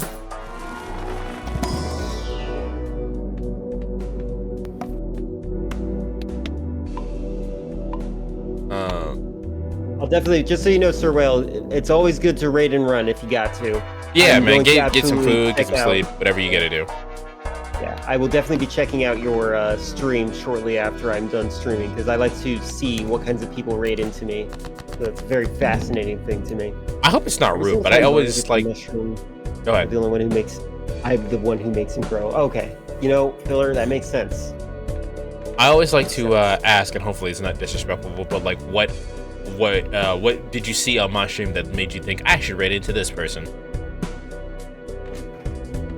You gotta go be a good adult, so I'll be lurking. Go be an adult. Adult. Not allowed. I appreciate that you raided. Thank you again for bringing folks into my stream.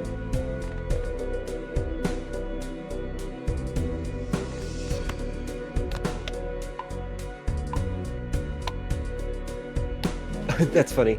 I was looking at the current stream boss in my stream is General No Frag. He's the one who donated 10 gifted subs to my stream recently. Mm-hmm. But Amon's avatar has overtaken their avatar for some reason. Oh, Little Porky Player recommended me. Oh, thank you. Thank you. I appreciate that. Thank you, Porky Little Player. That's awesome. Big appreciation from that.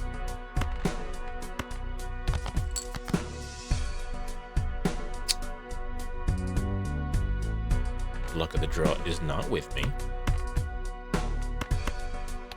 Let's hope that works. I appreciate lurkers a lot. I think if you've been lurking enough, you probably know that. I myself am a lurker. Oh no. I myself, whenever I go to other streams, I like to lurk. I kind of like the background sound and the vibe that people produce. So I appreciate you. Thank you. I have... Go ahead. No, I was just checking something. There we go. Go ahead. Okay. No, it always surprised me who ends up lurking in my chat, because like I said, I've mentioned before that I have no problem with people lurking. I just want to be able to give the courtesy to say hi to people. I have anxiety when people say hi to me. Yeah, so I understand it. It's not like you have to say hi when you come into my chat. I just appreciate the ability to be able to do that, so I can say, hey, I appreciate you being here.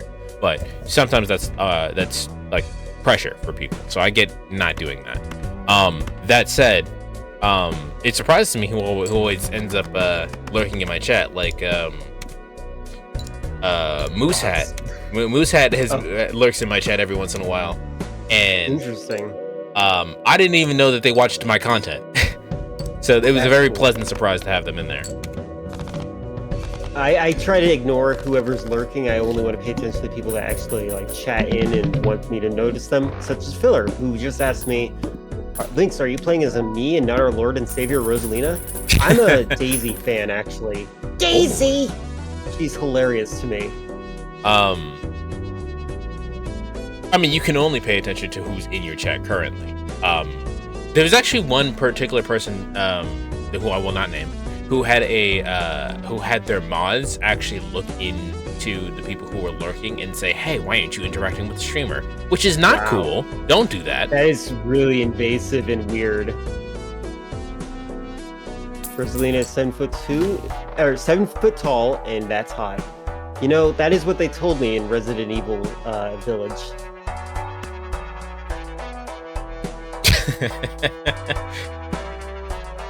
I am mean for no reason. This is true.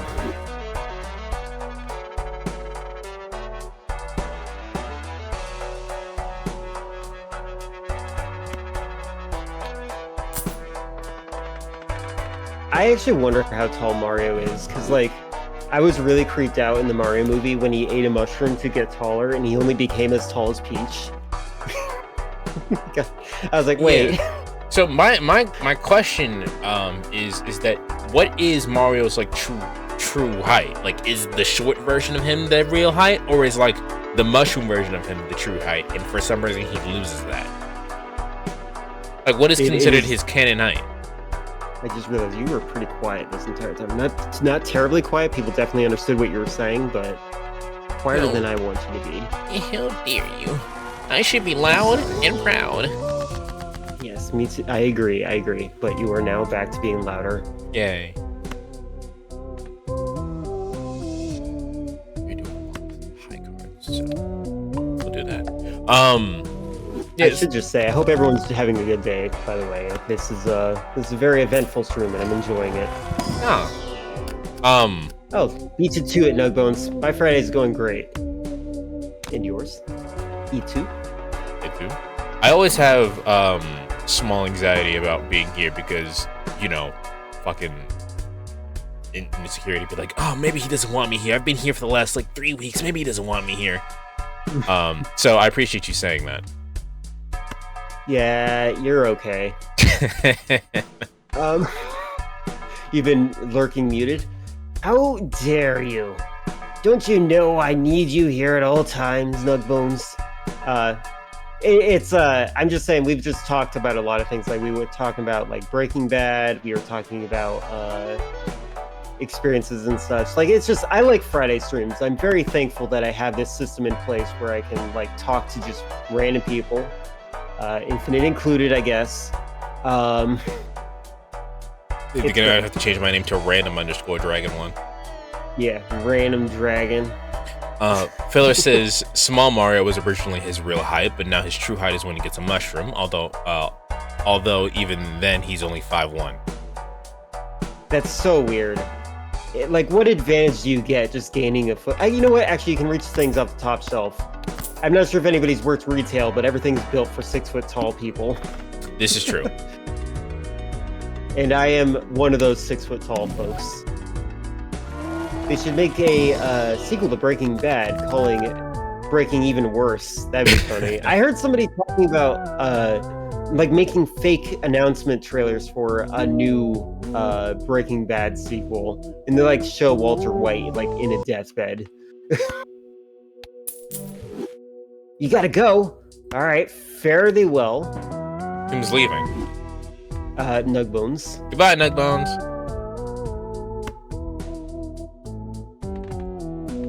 Skylar White starts Skylar White starts cooking meth to pay for eyelash extensions. No, it's gonna be Skylar White doing a. She's gonna join the Ponzi scheme of Avon Calling, and then it's gonna merge into a sequel to Edward Scissorhands. That's what's gonna happen.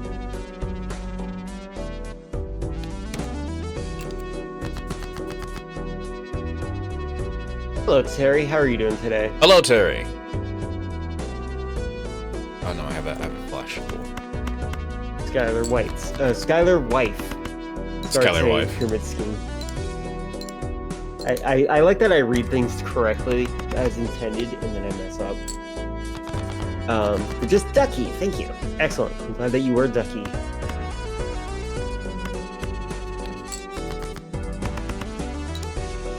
Skylar becomes gay, just to make my type canon.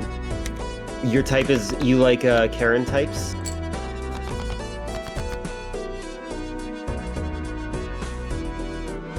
No, you cannot type. Maybe you should proofread.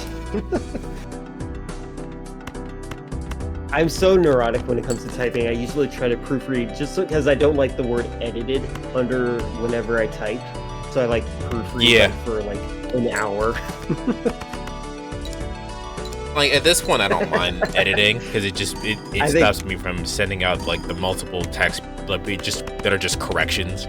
I could take my time, but why would I do that? Skylar is Filler's type. Now we know. Skylar? Little Kim. Yeah, Skylar is Filler's type. Are you sure? Suburban Mom Karen is your type. Yeah. It says Filler just says just to make my type canon because they were talking about how Skylar became gay. From now on, I'm going to type the word edited under every single thing you write. That would be horrifying. Oh, I needed 9,000. Ah, shit. I goofed that because I wasn't paying attention. That was a good run I too. forgive you. Chat, what do you guys think? Red, blue, yellow, green, or black? I'm making a poll, but I don't actually think I'm allowed to have that many options. No, you are. The F5 is your max. Red? Well, it's just red. Any objections to red? I say green. Okay, now we have a tiebreaker, at the very least.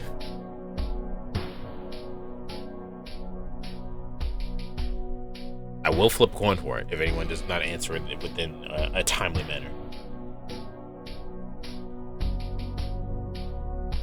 Balatro agrees with me. Well, I do believe filler. I think you should go with red then. Alright. He's just shy of his conflict. He's a very weak person. This tracks.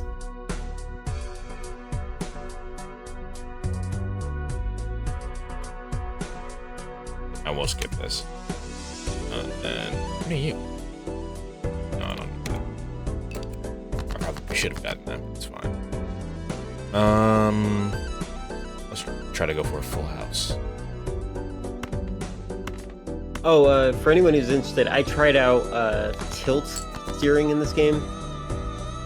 It's very difficult, but I think you can make tighter steering, and you spark faster when you drift when you're tilting. It's interesting. I might teach this to PUBG to help give them even more of an advantage.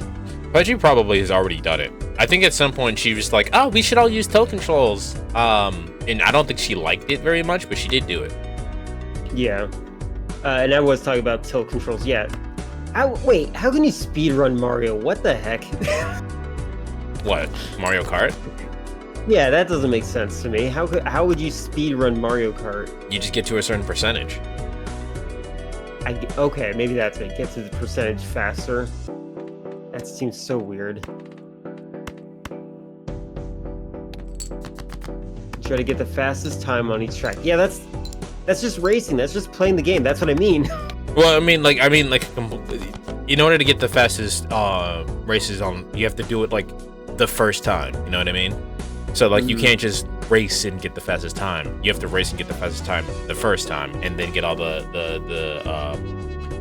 awards and whatnot, and the accolades and yada yada. So I like the casual feel of Mario Kart. I don't think that I would want to ruin the game for myself by giving myself the sweats of being a tryhard in a very childlike, fun, casual experience.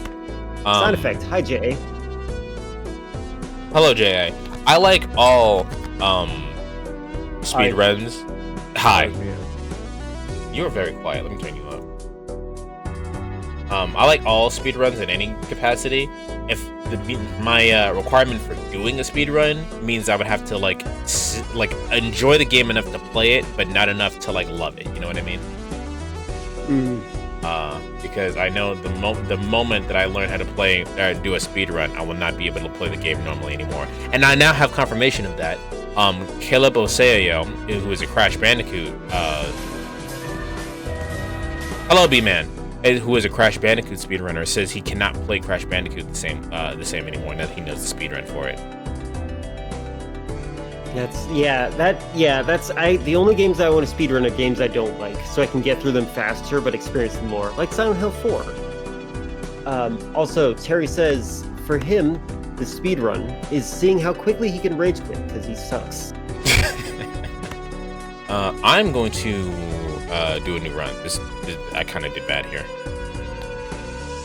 Filler, I think that Silent Hill 4 is a terrible gameplay experience. The story is very fascinating and intriguing. I actually encourage you to watch one of my Silent Hill 4 playthroughs at some point, because like I go into my own little fan theory about why it's really cool, but also why my theory is wrong. Like I personally like to think of Henry as a silent protagonist that is like by design, like he's like some sort of alter ego of Walter that has been dormant, and he's actually secretly digging holes in his walls to slowly kill all of his neighbors, and then he regrets killing Eileen, goes to the hospital, excavates her body, and brings it back to his house to bury in the floorboards, which is why she gets bloodier over time. But fun fact, that's not what's actually happening in the story. That's just my own personal interpretation of what's happening. Ever seen Silent Hill 4? I did see that drama. Yes, that is something that I'm actually pretty entrenched in the Silent Hill community. So yes. I didn't say it before, but B-Man, good luck on your run, man. Silent Hill 4 is scary and awesome, but repeating segments are annoying. Escort missions are annoying. Enemies that attack you on a no cooldown attack timer are annoying. The parts that I like about Silent Hill are like once you get past the escort mission, you have that really creepy dialogue with the ghost that's telling you to kill, just repeatedly. It's like just kill, kill, kill for no reason. It's just this cosmic horror entity that's telling you that you need to murder things more. I am reminded of from that statement. I'm reminded of the moment in Earthbound where Pooh is meditating on the mountain and like his ancestor comes up and goes, "You don't mind if I take your legs, do you?" Yeah, exactly. I thought you were talking about Winnie the Pooh for a moment, and I was like, huh? Did I not say Earthbound? I know, my brain just immediately thought you were talking about Winnie the Pooh because like that was the only connection that I had to that character. I think I renamed them in my playthrough. Oh, fair enough. No, for a hot second I was like, did I just imagine that I said the thing that I didn't say? That happens sometimes. I think every game should have a mandatory escort mission where your person escorting moves at 10% of your speed. Yeah, well, no, they should move. They should run slower than your running speed, and then faster than your walk speed. Final Fantasy really annoying. Final Fantasy Rebirth has escort missions that I think are perfect. You are the one being escorted. That's the best escort mission, period. They're faster than you, they're running it. The escort game is unironically Resident Evil 4. I think that one's the best. Really? Yes, really.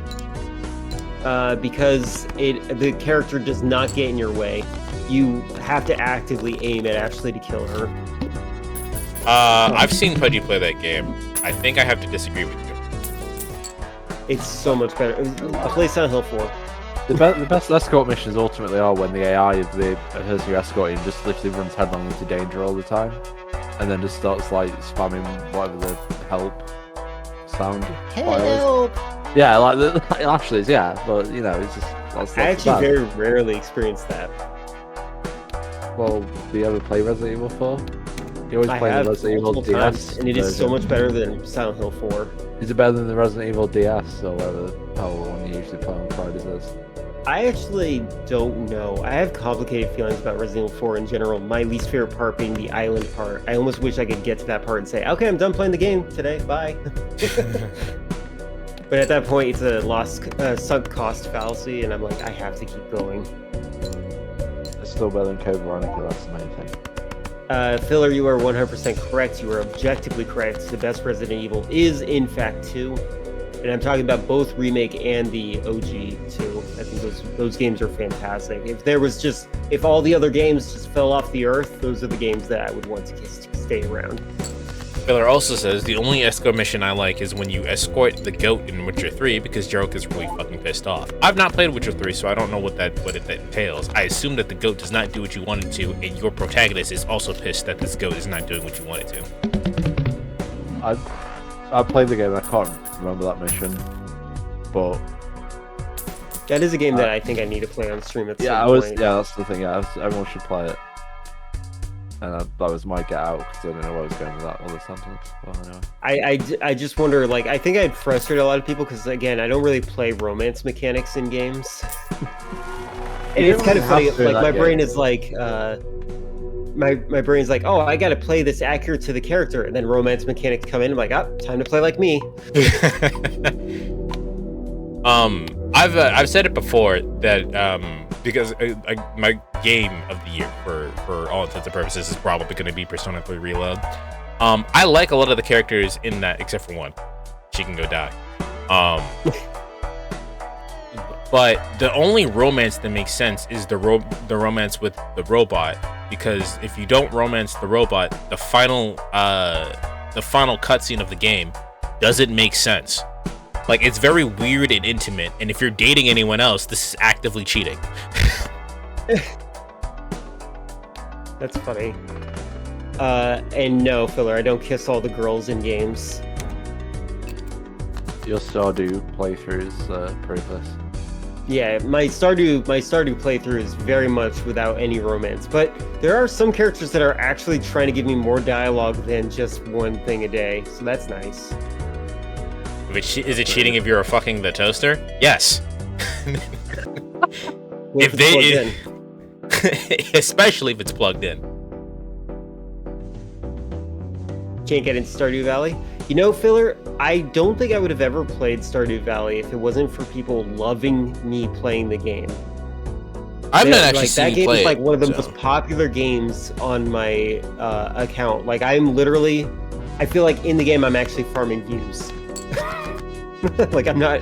It's not that I'm farming in the game. I'm farming viewers. Stardew Valley is very much not a game. Like I don't really do farming anything. There are exceptions to that. Like I enjoy playing Honeycomb Studio when and that's a clicker game, which is basically farming. But like in I guess in a different sense. But like the whole entire like chill vibe of like Animal Crossing or anything like that is not what I'm playing a game for. You know what I mean? Yeah, I can understand that. I actually need excessive stimulation at all times. So like I like being overwhelmed. Filler says that they think that they're just old because they cannot get into modern Animal Crossing games, but you love the one for the DS. My sister really loved the one for the GameCube. Oh wait, that was Harvest Moon. I'm thinking about Harvest Moon. Sorry, I'm forgetting. I have not played Animal Crossing. I'm just disappointed in Animal Crossing you have to play the human. That doesn't make sense to me in this world full of animal characters. Yeah, it never occurred to me that was the case, but yeah, I guess so. You can't make a non-human character. Live your furry dreams on this deserted island. Yeah, exactly. That's what they should be doing. What the hell? Yeah, you play games for the bitches. Filler, stop outing me, God. I actually have not. I need to find more dating sim games to play on stream. There's so many on Newgrounds.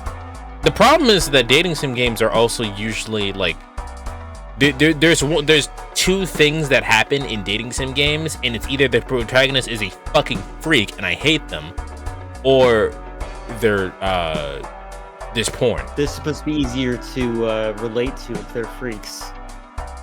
Right, yes, of course.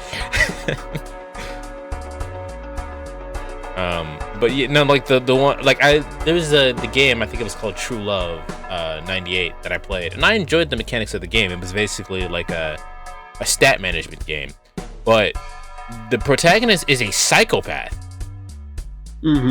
Like there was no, like, under any circumstances do you do the things that this person did. Like I hesitate to even repeat the things that he did because they're fucking weird. That's funny.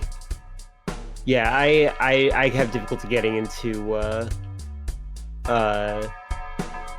those kinds of games in general, like any kind of dating sim.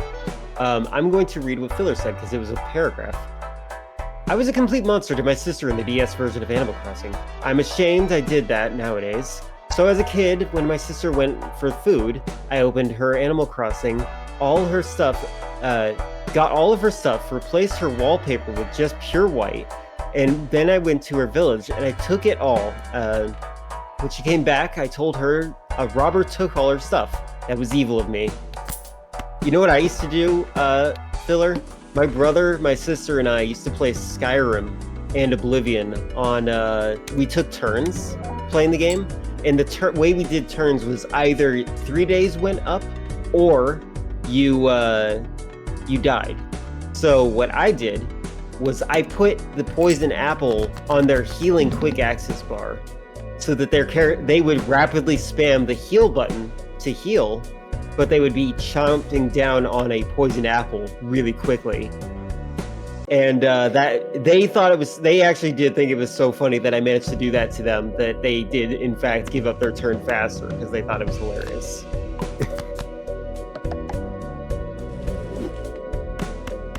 Exactly, that is the same energy, exactly. Why did I do that? But fillers requires work to fix. 5 dates and 10 dates are the best dating sims. Oh yeah, that's right. You should probably play 5 dates or 10 dates. They are FMV games. That means full motion video. Basically, they're actually like actors that you choose like dialogue options and you try to pick the date. There is Wait, what game is this? It's called 5 Dates, and then the sequel is called 10 Dates. It's about dating life in 2020. Oh, and how difficult it is. I see. Not really how difficult it is. It's just you're trying to connect with these people. I think I actually got recommended that before, so. Yeah, I actually suggest you write that one down. You might actually enjoy it. I have been considering playing it. I've been kind of Chris played it on his stream at one point, and I'm kind of currently erasing some of the stuff I saw so I can play it myself for a fresh playthrough. I see. Actually, the best dating sim is Furry Shades of Game 3. I know. What about the Colonel Sanders dating sim? Come on now. That KFC was definitely trying very hard to be viral at one point. I think everyone got kind of burned out by it really fast.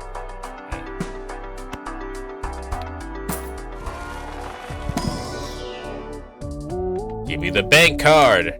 It's time to go into fucking debt. Let's go. I really like what Chris in Color says.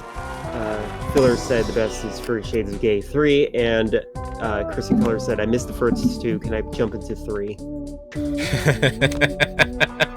I'm actually putting that in my highlights. Thank you very much.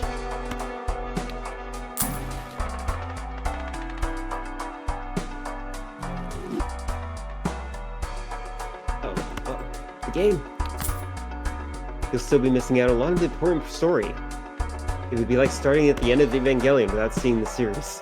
Oh my god. So Evangelion is one of those ones that I just don't understand the hype for. That's me.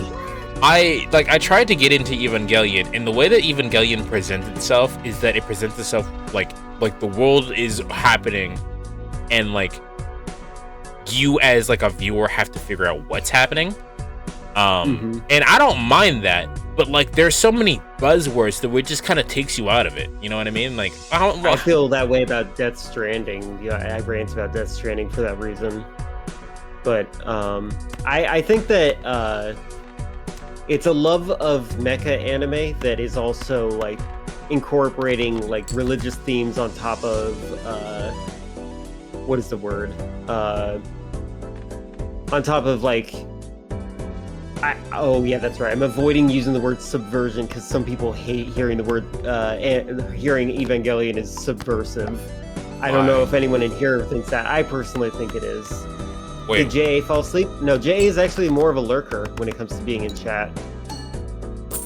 The problem is it's more a case of I didn't really have a lot to add, so I'll just sit back at those points rather than just be like spouting out random shit that just like makes me look even stupider than I am.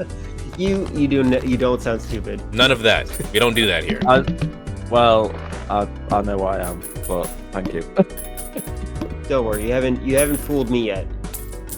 Mate, it's been 6 months I've been falling yet. That oh wait, I should play this. I don't know what the fuck I'm on about. See, but I've got a mush mouth on this. Are you saying you haven't seen Neon Genesis? I'm sorry, I just got What, me? I've seen it. What is your thought on it? Because I think I've actually spoken about my opinion. Well, the thing is, when I went into it, I knew all the problems surrounding like the series and the ending and all that crap, so it kind of didn't see the bigger what the fuck's going on at the end that a lot of people probably had when you were watching it at the time. I thought it was alright, it's just the ending was what it was because of the circumstances. I personally really like the ending, like the end of Evangelion. The one thing I really didn't like about it, though, was the pretentious camera pan to the people watching the movie. That part bothered me. Everything else was pretty cool, in my opinion. Yeah, but they kind of went in the whole fourth wall break at the end anyway, so I guess they kind of like went on that. Wait, this literally happened to at least 2 people when I went to see the end of Evangelion in theaters. One dude was talking about how he got brought into with no context. Oh my god, why would someone do that? Like, you get announced that the anime is going to be released, and just watch the anime. Just watch the anime. It's not that big. You prefer the manga to the Evangelion anime? I actually don't know what the differences are. I think one of them, like one of the characters dies, and in the anime they do not die, but at the same time they might as well because they never show up again. Well, I actually think okay, so this is a take for anybody who actually knows how to read. I don't, but I want to give you guys the illusion maybe I do read. I think Neon Genesis is the anime equivalent to I Am the Cheese. would you like to explain that for people who don't read? I don't know how to read, so I can't. Some people behind me ask their friend, "Do you want to watch the series now?" Oh my god, that's awful. That's so sad. It adds a few scenes that expand the fact that Rei needs a ton of meds to not spontaneously die. Mommy Rei. I personally liked that series a lot because it's very warped and it reminds me of just human nature in general. No. My biggest personality types. My biggest problem with Evangelion is that I didn't know what was happening, and then I don't think anything in the show inspired me to try to figure it out. You know what I mean? Like that's. I have to say, it is an anime that is definitely meant for rewatching. It makes more sense the more you see it, and Yeah. I've seen it at least 8 times. Skill issue? Is it a skill issue or is it a presentation issue? That's the question. Because in this, you said you feel the same way about Death Stranding, and Death Stranding had me curious because I guess at this point in time I had like just finished playing like a decent amount of the Metal Gear games and realized that Hideo Kojima is a fucking genius. So I was trying to figure out like, oh, this is his new project now with Konami. I wonder what this is going to be about, right? So I was already interested in that aspect of it, and then the gameplay of the game is literally you walk from point A to point B. So Taylor and I actually love the gameplay loop of Death Stranding, but I do understand completely why it can be annoying. I didn't have a problem with the gameplay loop. I was just curious in the fact of like, this is what like Death Stranding did that for me. Like, there are a lot of aspects into it that excuse you, filler. There are a lot of aspects of it that went into the experience of Death Stranding that made me go, okay, so what is actually happening here? There were a lot of things that made me care about it. Whether or not like I actually ended up caring about the whole entire process of it is a different topic. But let me before anyone responds, let me read this. The biggest issue with Death Stranding is that no one was there to hit Hideo Kojima with the fucking rolled up newspaper when he had a stupid idea, so we got Death Stranding. I agree with that. It does kind of do a little bit too much. I just don't like seeing Conan O'Brien. He does have like a weird like fetish to put like a bunch of actors and famous people in his stuff for no reason. It's because he's a celebrity worshiper, which is weird. I wonder if he likes to watch Jimmy Fallon and Ellen DeGeneres. Like, what the heck, man? He's a clout goblin. They're both gonna show up in Death Stranding too, so buckle up, you know. I am looking forward to playing Death Stranding 2 because I'm hoping that it will be my cemented opinion of Kojima. That's what's gonna happen again. I'm glad I watched you play it because I tried to play it because it was free on Epic ages ago. I think it was like one Christmas, and I couldn't get into it. But it was kind of interesting watching someone else play it. I think it's like the best way to consume gaming content these days for me. Why does it bother me so much? Because the joke about Conan O'Brien showing up in Death Stranding is that, hey, you remember this comedian? He's here. And also, the joke is that he's not funny. Isn't that funny that he's not funny? Repeatedly, he is not funny. Did you know that he's not funny? He's not funny. And that cameo, it's like this person who I genuinely like watching. I like watching Conan O'Brien content. Who constantly bashes on video games for being a nerd thing. See, Filler, this is why you're lucky to be a mod now. Now I can't ban you for saying that he's not funny. The fact that he spelled his name as Conan O'Brien definitely shows that you're not a fan. That should be his name anyway. Yeah, that's just one of the easy things for me to complain about. I also don't like things like Princess Beach. I don't like that they do a terrible job conveying what's happening, and like by the time you get to the most important understanding of the dialogue, it is episode 6, or chapter 6 or whatever, and it barely it does not coherently explain itself before then, and it's just a bunch of vocab words until that point. Wait, what are we talking about? I'm just ranting about Death Stranding. Nugbone said, why does it bother you so much? And yes, I do feel that way when watching a movie. Yeah, sorry, I skipped that. I don't like cameos in general. That's fair. Like, I don't recognize actors typically. Yeah, the way you feel about Death Stranding in terms of like in that regard is how I feel about Evangelion, minus the cameo part. Yeah. So Evangelion, I will say that I like it a lot because it's on rewatching, you notice how much care and attention they put in towards oh my god, oh come on, I should have been able to make that. Anyway, you notice that they put a lot of care and concern into like the psychological impact of doing such things that they're doing, that it actually felt like they read real psychological books and handled depression in a very real way. And I think that that's fantastic. Like when Family Guy, yeah. Like it is kind of like a Family Guy joke, ain't it? What's the difference between acting and someone doing a cameo?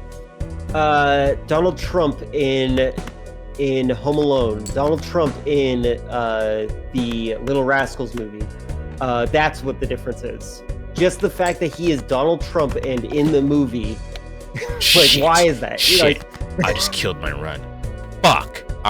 You deserve it. The thing is, with what Donald Trump cameo is if you use one of his buildings, Yeah, he's got to be in the movie. you'd have to film a use scene with it. But building? you'd have to put it. I don't know. They must have done something, or maybe just put him because he's rich and. You know, Yeah, they're like, that hey, was- we that all was- like this guy. It was a bit more popular back then, maybe. I don't know. They didn't know who he was. That's the problem. But then Wasn't again, he it- wasn't does it have the- a charisma about him. Well, yeah, was it The Apprentice that kind of, like the American version of The Apprentice, went to be like host of that or something? Or something to do with that. I don't know what thrust him into like the spotlight more. I think it's literally. I think The Apprentice helped. I think that he just was a drama queen that always wanted to be in the spotlight, so that's how he was always in the spotlight. Well, yeah, I Um, mean, There's a lot of villains, like Biff from Back to the Future is based on him. Like, come on, we knew who he was. He also, if you watch Little Rascals, you can see him spit on a kid. Just saying. Jesus.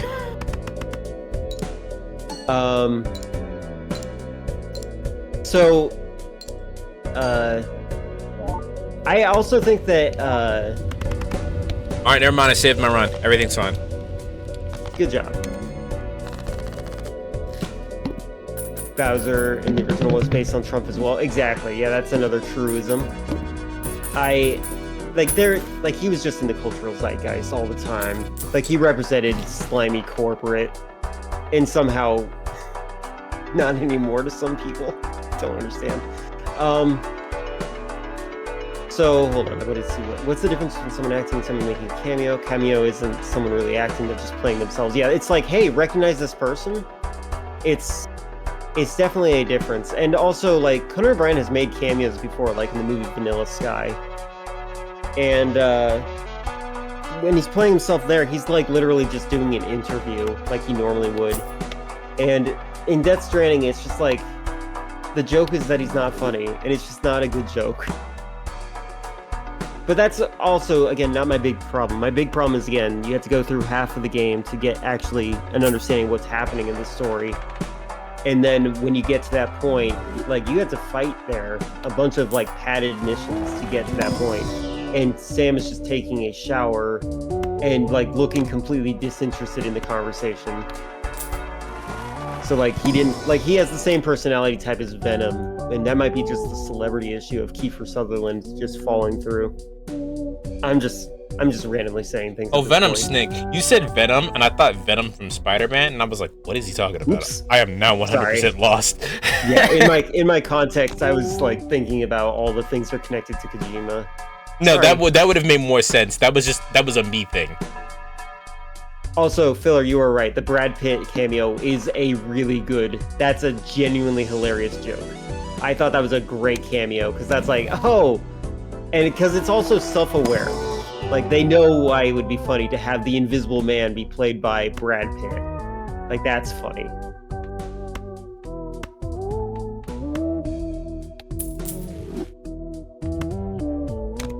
But I wonder how long it will be funny.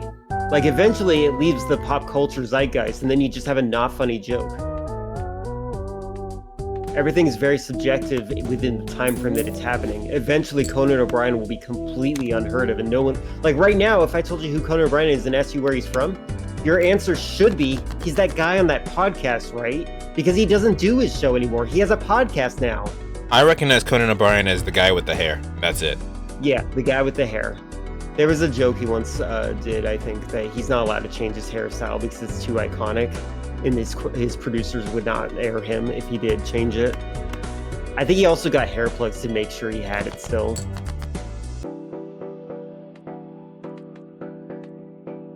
So yeah, I think the writing style in Death Stranding is not as good. I definitely like the character Heartman, though. I need to make sure everyone understands that Heartman is actually a genuinely cool character.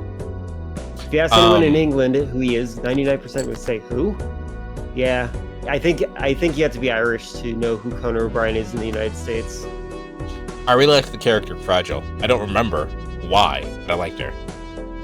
Yeah, she was decent. There's one part where she just repeats the line, I'm fragile, but not that fragile. And it's like, are you trying to make a pun? Because you can't use the same word to be the pun. You can't use that was kind of odd. Like, I'm fragile, but I'm not that fragile. Like, okay. Yeah, that's weird. I was saying actual Irish when I meant to say that. Sorry about that. My brain is kind of skipping words because I'm trying too hard in this race. I should just calm down.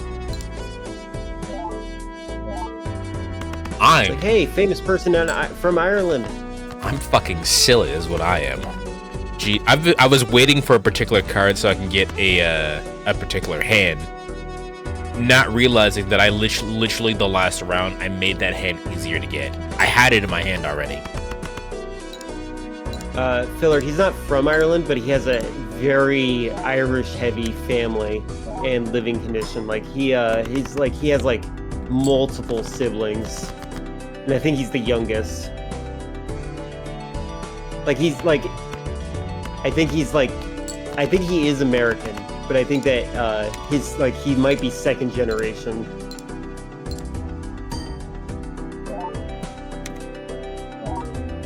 I think so. Something like that. I just know that he comes from a very Irish-heavy family. At least that's how he's presented it. It could be a lie. A small problem that I've had with Ariana Grande is that Ariana Grande presents herself as Latina. She's not. She's Italian. Herself as every race. She's Italian. Italians are every race. They are the race of every race in the world. If you ask them to portray a Native American, a black person, they'll do it without question. They'll put on that blackface. Okay. I'm just saying, it's kind of hilarious. There is a lot of like weirdly, like I don't know. There's a lot of Italians that think that Italophobia is real. That's all I'm saying. Yes, Italians are POCs. Mm-hmm. There's the one time she presented herself as Asian as well. That. There's the one time when she presented as Asian as well. Philip, what are you talking about? Please explain. I'm concerned. He has. No, Ariana Grande has presented herself as so many different types of races. She might as well just be a drink.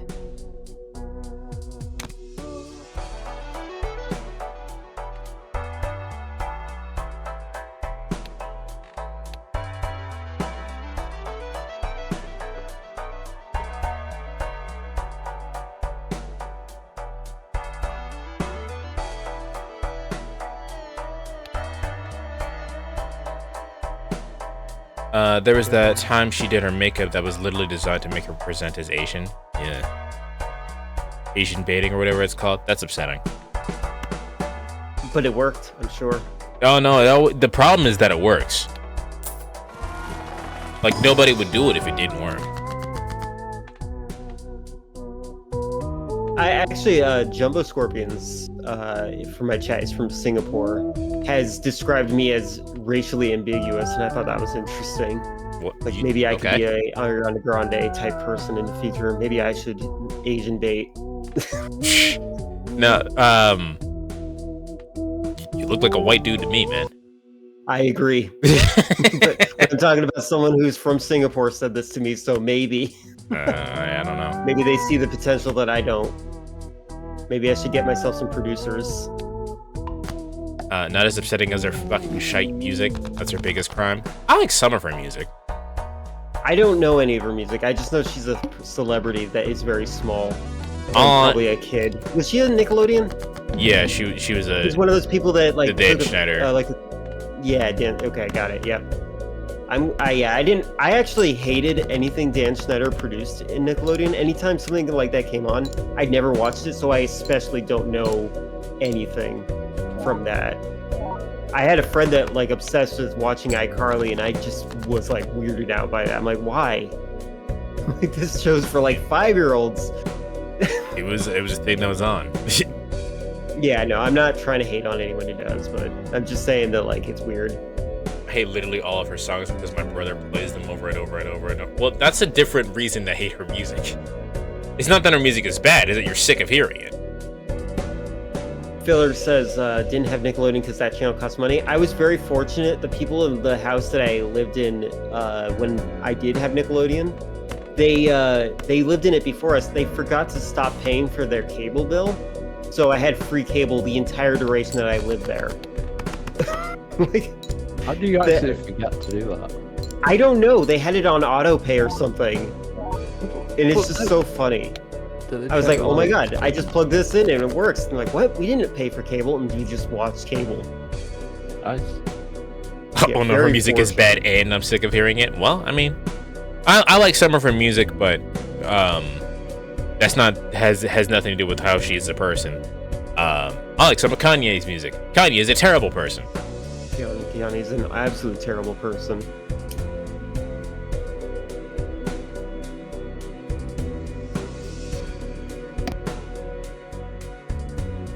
Okay, good, it's not.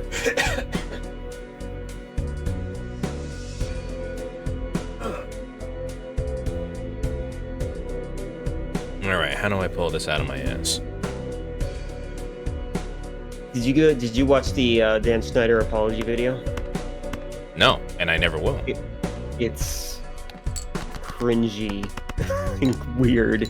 Talk about evading all responsibility and like they're like, hey, there's some weird stuff in your show. It's like, oh, just delete the footage. It's fine. What? What? Jesus Christ! It's like, yeah, just hide the evidence. Why don't you?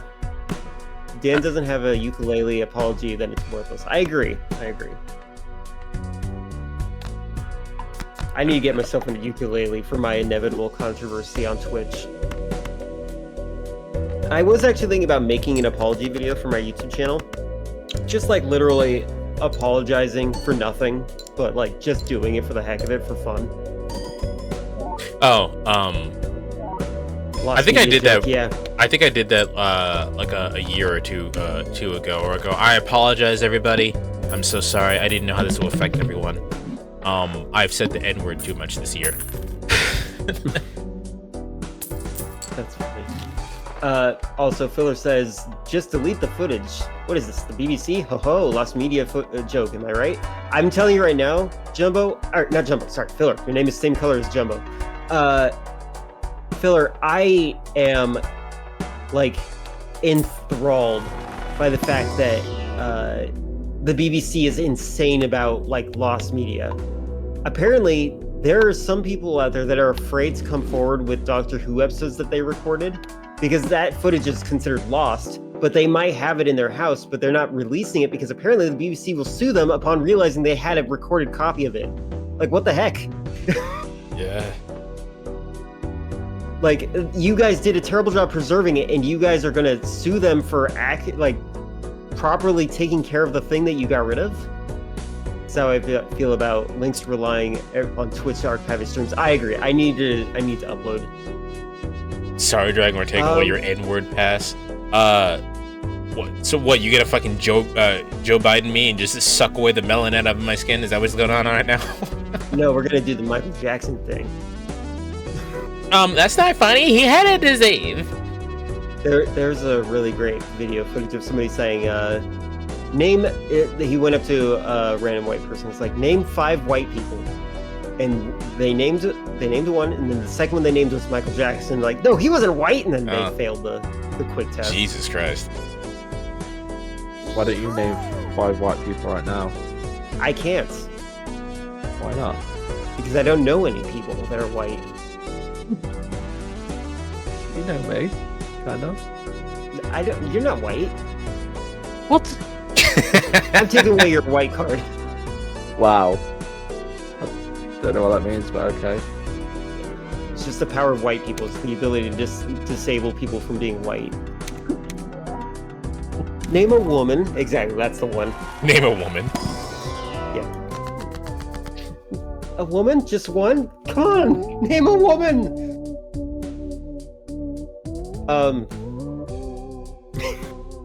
I love that video. I don't know if I like that person's content, but I definitely like that's a video that's Ooh, that's not what I thought that did. Chris, if you ever want to like write down a list of VODs that you think would be a travesty that I don't have them archived, I will forward some of my subscription money to you. I really want to Right pay some of the like Landy has done a lot for my channel, and I really want to pay him for shit, but I don't have the money to pay him. Yeah, I definitely want to. I definitely would like to pay people to support my channel. Like, if I could pay for an editor, I'd be so happy. Yeah, But like I would love to pay to go back to playing Zebra to edit my videos. I also want to just do like nice things for my community. Like, Balatro does not have a computer, and I would love to be able to just buy him a computer. Yeah. Because being on mobile is a disadvantage on Twitch. You're like 15 seconds behind. In the worst case scenario. Speaking of, he comes in. No, do not. See? But that wasn't that delayed. But yeah, that is funny. Can you pay me? I've not done anything, but I want cash. Nintendo Switch. If anybody wants to get JA a Nintendo Switch. Yes. It was my birthday yesterday, so I was expecting one from Links. Oh, was it actually your birthday? You know, the joke has been going on in your channel for so long. Like, this is the thing, like, I had to keep specifying that my birthday was actually yesterday, because I do... Yeah, well, yeah, I wish everyone happy birthday every day. Yeah, so and it's kind of funny that it's a joke from me. Like, it's weird seeing jokes from me influence the streams of other people that you were in. Well, this is what intrigued me so much, because you hate it so much. That's what spurred, what thought, oh, you know what I'm going to do? I'm just going to send you a DM every day saying, wishing you a happy birthday. Which he does, by the way, if anybody did. Yeah, and I've kept this up. I've literally not missed a day since where I started. It's about the start of the year, so, you know, well, you did miss my actual birthday, I will say. Whether or not I'm being serious or not is entirely up to your discretion. That's me. As long as I catch every day, eventually I will have got it right once, and that's the main thing. It's the broken clock theory. I wish you the best of luck. Failure, if you want more responsibility on my channel, I'd be more than happy to. I trust you enough to do stuff. I trust Balatro as well, but Balatro is on mobile, so. I see, whenever I give someone a sword on my channel, I see them as an asset that I'm like, I have to reward this behavior. Yeah, no, the reason I don't want to do stuff. Okay. Yeah, that's fine.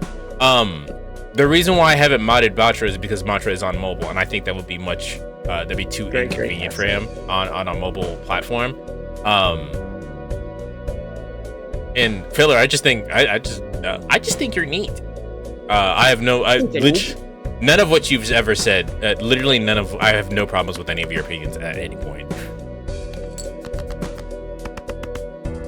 Yeah, Batra spells. Am I right? All right, I have to ban you now. Well, that's tragic. Wow.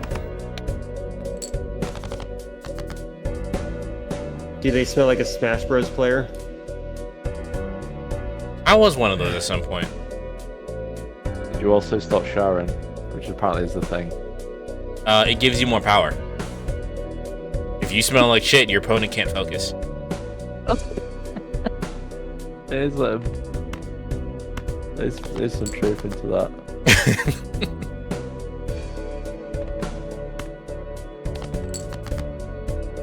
Anyway. I think that there's some. If you guys think that I'm neurotic now, by chance, especially Nugbones, who has heard me rant about weird reasons why I don't give certain people follows to influence my algorithm in a very specific direction. I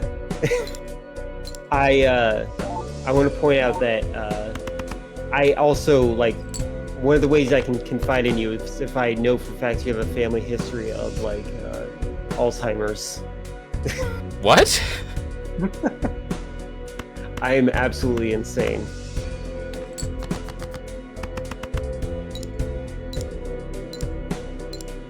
PSA, you should be an organ donor because people need organs, specifically me. I want your organs. I have actually watched Invader Zim enough times to understand that I should just give my organs away for free.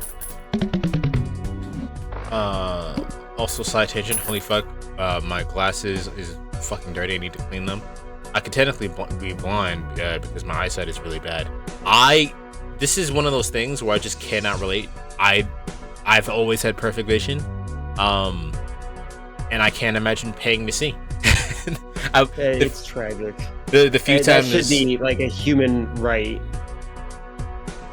Like it's not a luxury to see. No, it shouldn't be. It should not be a luxury to fucking eat and drink water. But here we are. Now that we're talking about this, I should also say we also should not have. We should not have. Oh my! What is the word? 4K TV. Your eyes are not good enough for it. Yeah, I was gonna say like. I think doesn't your eyes max out at 1080p? I personally would think so. Like, sure, the 4K thing, like I can see the skin, the pores on your skin in the 4K TV. That's awesome. Good for me. But only if I look at specifically that spot on the TV. Like if I look at your nose and on the TV, and I'm like, oh, there's the pores. It's not like I'll be able to see like every little detail if I look at the whole image. Like at some point it gets degraded. I also don't care that much. I don't necessarily want to see all the pores on your fucking skin. Yeah, so I actually think it's really funny that there are people, I don't know who else in my chat will argue. Like, I'm not saying that you shouldn't have a 4K TV necessarily, but I'm saying that, like, it's a gimmick that probably isn't necessary. The fact that I need to pay for glasses is insane, bitch. I need to see. Fuckers realize that if I'm blind, you have to pay me disability. Yeah, fair enough. Stigmatism, blurry vision, and tunnel vision, and that's how my eyes is. So you have astigmatism, blurry vision, and tunnel vision. I'm just foolhardy. No, I'm every once in a while I'll get like light sensitive headaches, and that's the worst that my vision gets. Or I'll wake up with floaties. That's it. My mom doesn't watch TV in HD because she thinks HD TV looks too real and doesn't feel like a show anymore. You know what? Actually, Filler, I kind of agree to an extent. When I watch 60 frames per second on a TV show, I'm fine with 60 frames per second in a video game. That makes sense. But in a TV show, it's like, oh, Gandalf is just a man in a costume. I mean, it's he was weird. always a man in a costume. The I know, shitty but quality somehow doesn't make it. the lower quality frame rate, or sorry, like 24.5 frames per second, 24.9, I forget what it is. That frame rate is just enough to suspend my disbelief. If it looks too real to me, then it's like, oh, these people are just weirdos in dresses. I don't understand. I think I have an ability to suspend my disbelief. It just depends on how stupid it is. You know what I mean? Mm-hmm. Like, also CGI looks way worse on HD TV. That depends on the movie. I do know that some movies like do weird like the movie is uploaded in like 720p, but the CGI for some reason is 4K, and it's like, what the heck? Why is this in super HD compared to the other actors? Like, that's really dumb. Yeah. for me, that's 100% just depending on the circumstance. But like, I can suspend my disbelief. It just depends on how stupid this thing I think is. Like, I can 100% believe some cartoon bullshit happens if I like the cartoon bullshit. You know what I mean? Hence Looney Tunes.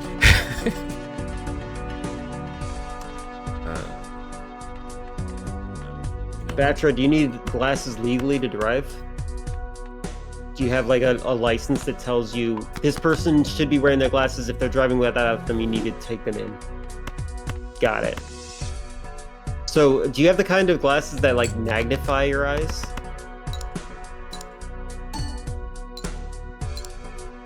My vision is definitely getting worse the more I game on my computer. I will point that out. Also, yes, got it. I'm learning about you. More information than I should have. It's a weird way to phrase that.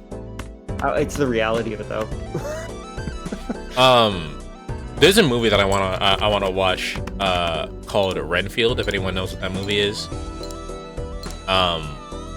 it's a vampire movie, and Nicolas Cage plays Dracula in that movie. But like the whole entire thing is that he has an assistant named Renfield, and Renfield is going to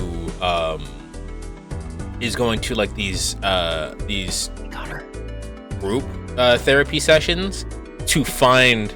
He's going to these group therapy sessions to listen to these people's like stories, to listen to like the people who were abusing them, and go, oh, these people are bad people, and then goes to find the abusers and feeds them to Dracula, and then only for him to realize that he's also in a narcissistic abusive relationship. Yeah, I love that. Yeah, so it's a very funny movie, and I really, from what I've seen, and I really want to see it like fully. Yeah. So Nugbone says I really wanted to like Renfield. I will say that I thought of it as a very okay movie, but the thing that I really liked about it was kind of what Infinite pointed out, is that it's kind of about identifying that you are in a toxic narcissist relationship. And what I thought was great from the movie as a takeaway is that it is kind of a PSA for people that are watching the movie. Hey, if you know someone like this, be aware you're in a bad relationship. And it's kind of great in that sense, in my opinion. Also, according to Connor, and I kind of want to look this up because this is fascinating, running apparently helps with your eye health. And I kind of hope that's true, because that sounds like a fun thing to do. That also doesn't make sense, but I'm not going to say no, because I don't know everything. So. Yeah, I don't know everything either, but I want to believe.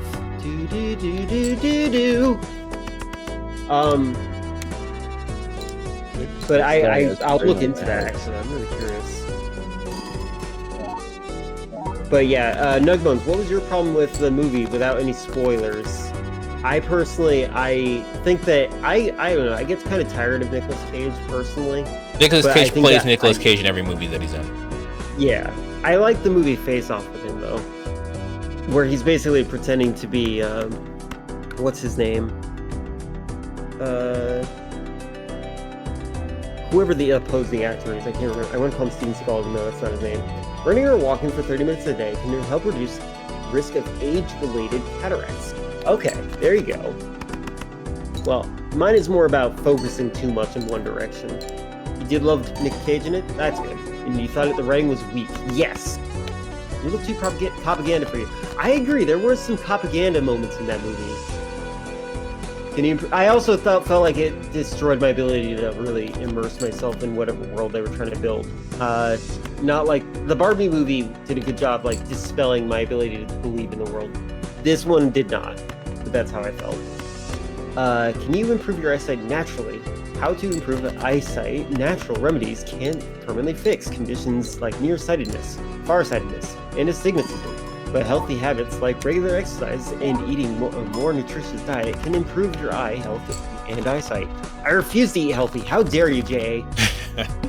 Well, then your eyes are going to fall out. Oh no! But don't worry, they grow back like teeth.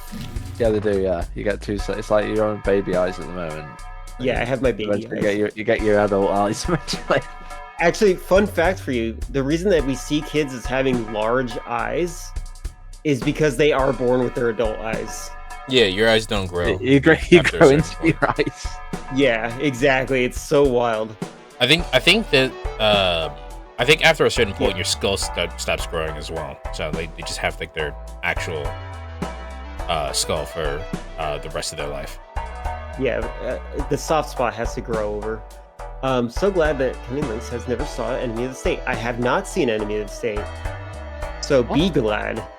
You should say it. You should end the stream right now and watch it. In fact, you can watch that on Friday. Thank you for reminding me. I need to do the movie wheel today. Yeah, because that was awesome last week. Yeah, I enjoyed it. That was fun. Yes. It was a fun time. Yeah, we all. If anyone's curious that is watching my stream in a VOD, or maybe if you're a moderator for Twitch, we all went to my house and used the Discord app to watch a movie together. We did. We were all holding hands and everything. It was a very lovely evening. Yeah, it was pretty neat. It was though. But no, it was really fun. More people should have shown up. I agree. More people should come along. I mean, what's everyone doing on a Sunday night that's so important? So glad you'd be so paranoid. It's a conspiracy theories love fest. Oh, interesting. I'm a paranoid person in general, but that sounds really intense. Your mom. Well, what's everyone's favorite movie that they've seen recently? Oh my god, I love Poor Things. Okay. Well, hold on. What are your thoughts on card games? I went to see last Hold on, I Jay. think card games are fun and full of surprises. They're a great way to challenge your skills and spark some chaos. Ready to shuffle the deck and dive into a new adventure. Sorry, someone redeemed the AI in my chat. It was speaking. What were you saying? Yeah, Jay, what were you saying? I was initially saying I went to see a recent horror I saw, and now I remember it was the new Ghostbusters film, which was painfully average, and it's certainly not one of my favourite movies of the recent time. But that's the only movie I've seen this year. Oh, fair. It was by default. I generally base my favorites on things that I like to re-experience. And I've currently been trying to re-experience Across the Spider-Verse over and over again. Let's ignore the fact that I watched that movie like 9 times. Nice. And tried to share it with other people. Every once in a while, the YouTube algorithm will throw something back into my my zeitgeist of the Spider-Verse content, such as the recent short film that just came out that's like showing Miles dealing with anxiety, and I just love the world that movie takes place in, how Miles has to deal with things, and how it's like showing like a growing up, him coming of age, if that makes sense. Like he's growing into himself. Filler, what did your brother think of Poor Things? Lindy, are you saying Spaceballs is your favorite movie, or your favorite movie that you've seen recently? It was the first time they ever saw the movie. That's what I was. Yeah, that is why I am clarifying. Also, Filler, I'm going to be an advocate for the movie Poor Things for a while. Even if I think that you wouldn't like the movie, I want everyone to see it. Wow. So understand that your interest in movies and your taste in movies is irrelevant to the fact that I want to shove this movie down everyone's throat. Connor says, I'm so proud to see people appreciate Miles Morales. Back in the early days, Miles was hated by a certain part of YouTube. Gee, I wonder what part of YouTube that would be hated on. That is certainly a good question. Who would hate Miles Morales? Well, to be fair, this is not like. Well, I don't have to justify this. This is me we're talking about. Miles is not written well back then. I have no idea. I am actually ignorant of it because I was only subjected to white Spider-Man until I learned that he wasn't always white. I knew it existed. I actually, when I learned that that Miles existed, I was kind of disappointed that that's not the direction that the Marvel movies, the Disney Marvel movies, was going with Donald Glover. Childish Gambino. Yes, there we go, Childish Gambino. Thank you. I didn't want to say his father's name. Also, that is surprising that they're not, because they set it up perfectly for it. They did. I'm angry. It was perfect. He would be perfect. It would be beautiful. It would be incredible. I think a lot of people would fall in love with it. But it definitely seems to be not what they're doing. Filler, I need to answer this because I think it's important. Filler's gave me an honest answer and says, I'll be honest, I don't watch things with sex scenes in them, so I won't watch it. So that is a fair statement. And I understand, like, your own comfort zones. But I have to say it is probably the most progressive and like genuinely feminist movie I've ever seen in my life. Filler, as far as I understand, yeah. As far as I understand, Filler doesn't watch things with sex scenes in them because they have to watch it with their parents and/or family. That's exactly. I'm in the same boat. I watched it with my friend's family instead, so I'm very fortunate in that sense.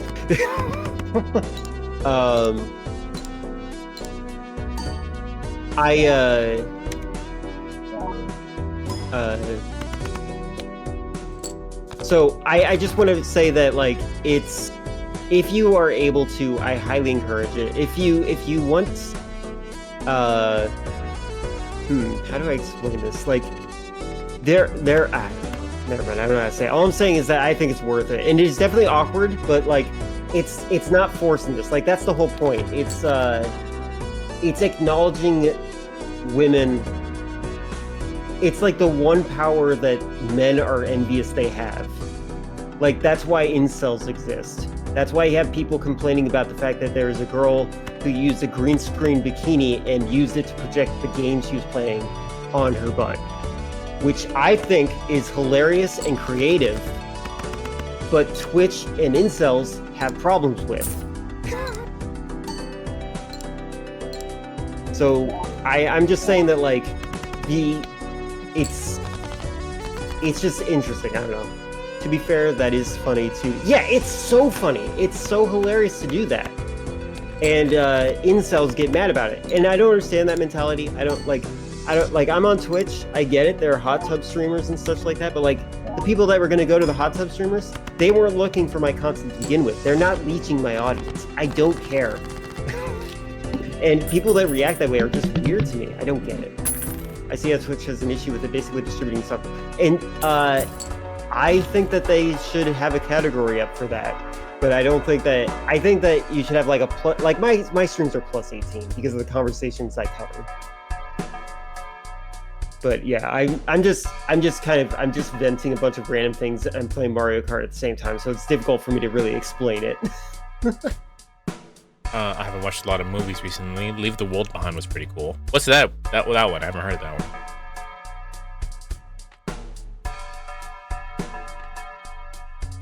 But yeah, no, my favorite movie that I've seen recently is Across the Spider-Verse. I think the way that the movie is paced and explained and everything, it's just so good. It also explains a lot, because I think a lot of people have a cultural dissonance in terms of like how people are raised, and I think this one gives a good experience to how Black people and Puerto Ricans are raised. In terms of like the authoritarian kind of style parenting that Miles has to deal with, and he doesn't have a choice. He has all this responsibility on his plate, and his parents just don't understand, because from their perspective, it's easy. You go to school, you get good grades, you come home. That's it.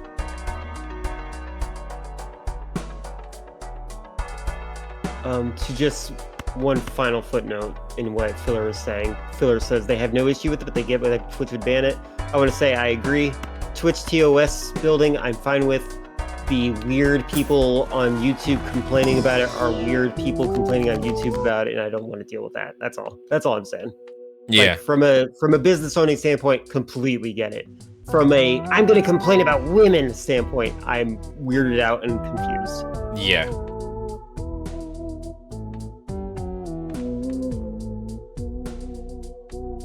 Why didn't Miles just simply not get bitten by the spider? Have you ever tried not getting bit by a spider? In Australia, where they actually have aggressive spiders? And it rains spiders.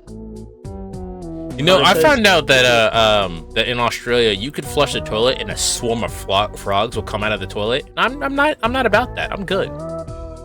I'm all right. You like good plumbing or something? It's less about like the plumbing and more. There is a lot of things that shouldn't be where they are in Australia. Here you go, Paul. Connor is asking you, Infinite. Have you seen X-Men '97? I've seen some episodes, but I've not seen it in full.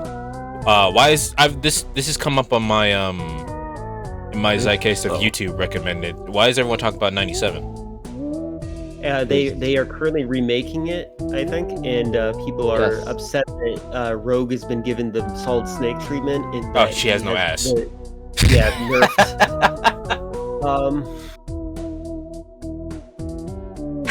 They made Gambit gayer, which makes it better. Gambit's my favorite character. Gambit was also my favorite character, although you look like Gambit. I tried with my mutton chops. It's like I'm wearing a mask all the time. You know what's sad? Like Gambit, I don't think he's ever really been in any of the live action stuff. He's in one of the live action movies. Yeah, and but you wouldn't. Very disappointed. You wouldn't so fast. Yeah, you wouldn't recognize him in that. Yeah. Yeah, it was like such a big part of the original animated series. Yeah, I don't like the guy who made the X-Men movies because he very clearly stated things like, "Oh, I don't like Cyclops. That's why I wrote him that way." It's like we need a guy who's a fan of it. We need a guy who's actually a fan of every aspect of these comics. Yeah, X-Men 3, that's where he was. I remember when I was like looking forward to seeing Gambit specifically, and then when I saw him, I'm like, oh, that's it? They just tried shoving as many mutants in this as possible, and I was so disappointed. X-Men 3 was right. I also feel like the social justice metaphor is kind of lost in most of the X-Men portrayals. I kind of want that to be brought back. Like, more heavy. Yeah, I agree. A little bit. Like, I think that some people need to get back on understanding what X-Men was about. What it was originally about, I agree. Yeah.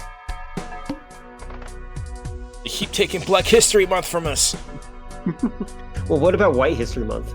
I love that we gave Black History Month in the shortest month and the whitest month of the year. Yeah. Surrounded by President's Day.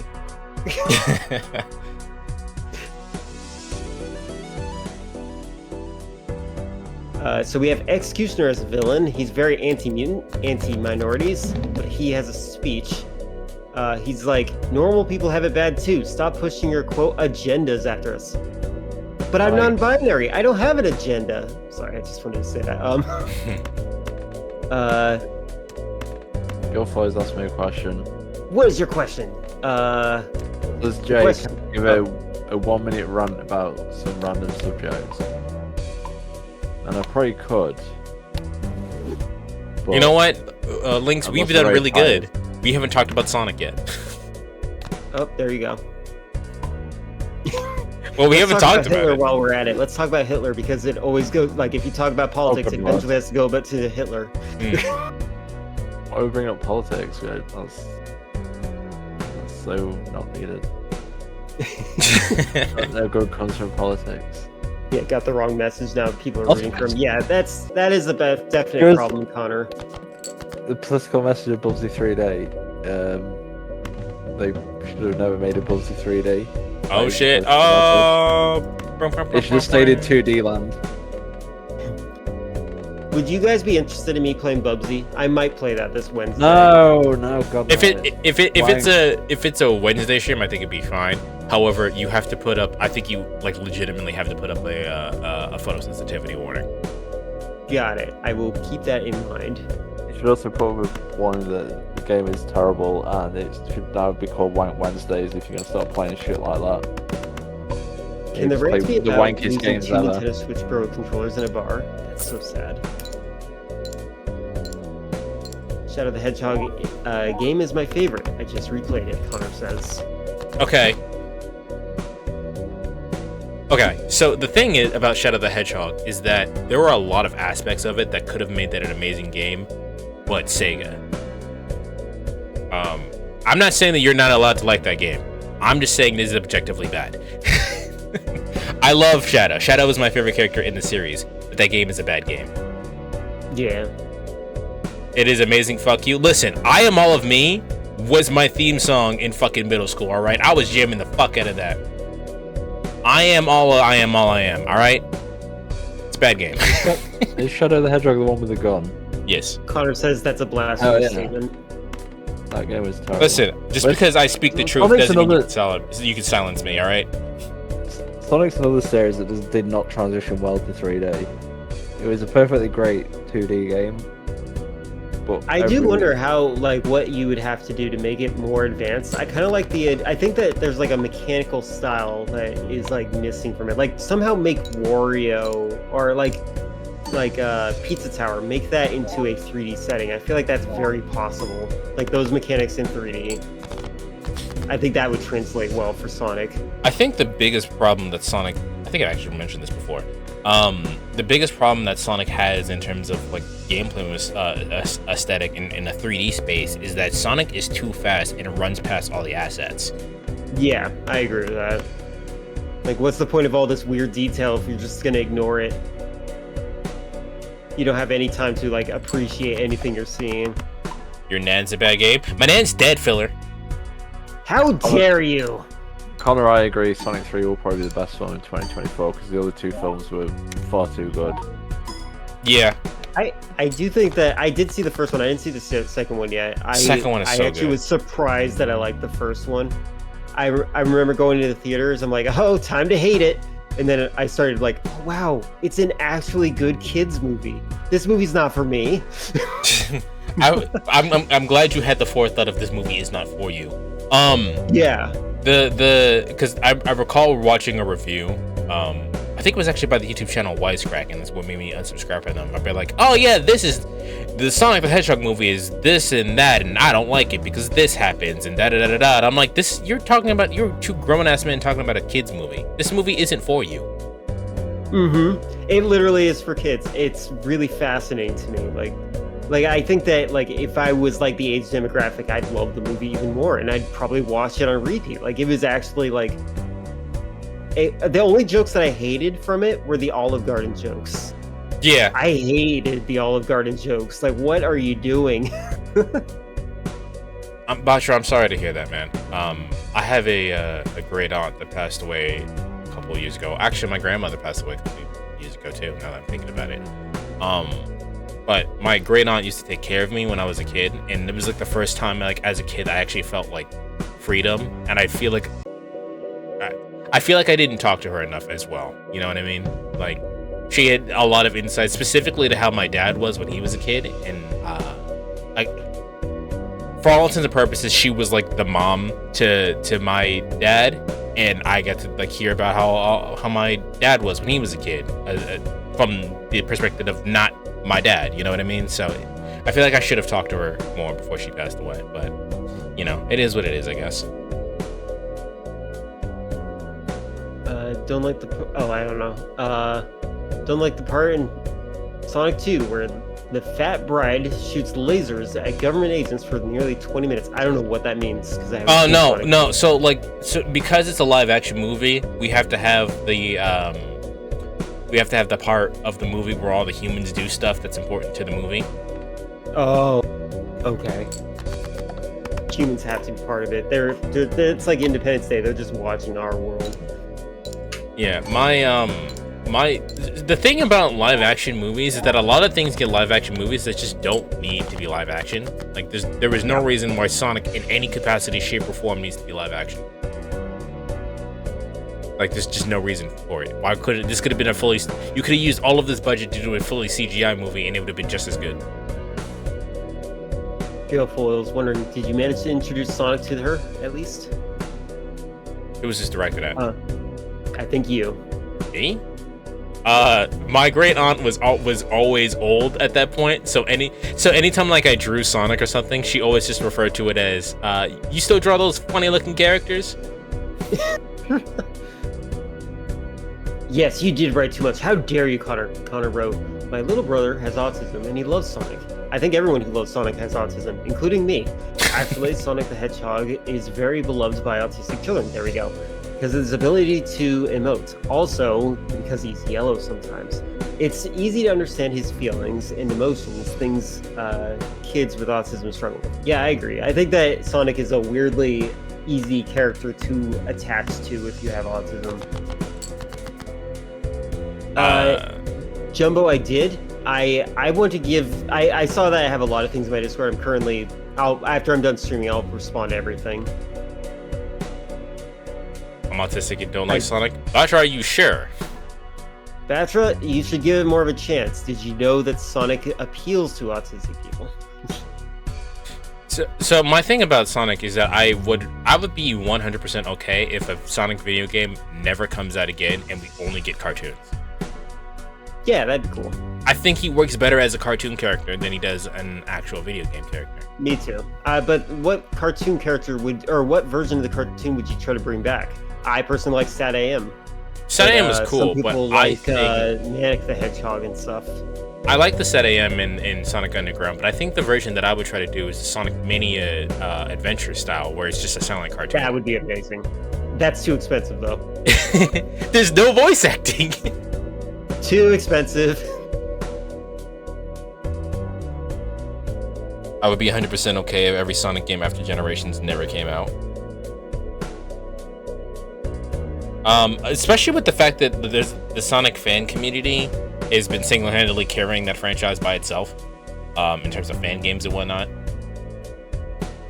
Let's put it in perspective. I grew up with Nintendo and PlayStation. All right, I had choices to get. I had the choices to get Sonic games, but I never liked it. Not liking the Sonic games and not liking the character are two separate things. I would actually argue that I don't like most of the Sonic games, but I love Sonic. Yeah, I think if you're a true Sonic fan, you don't like any of the games except for Mania. But I want to point out real quick, Filler said a fact that I did not know.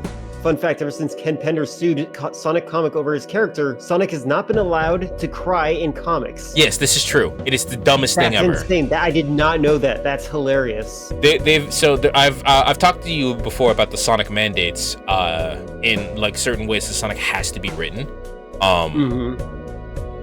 There are like certain small things like, oh, all the female characters have to wear pants and certain like that, things like that. Sally? Sorry. One of the things that doesn't make sense to me is that one of the Sonic mandates says that the Master Emerald is no different from the Chaos Emeralds, to which Ian Flynn, the current comic writer, goes, so what makes the Master Emerald special? And they just didn't answer him.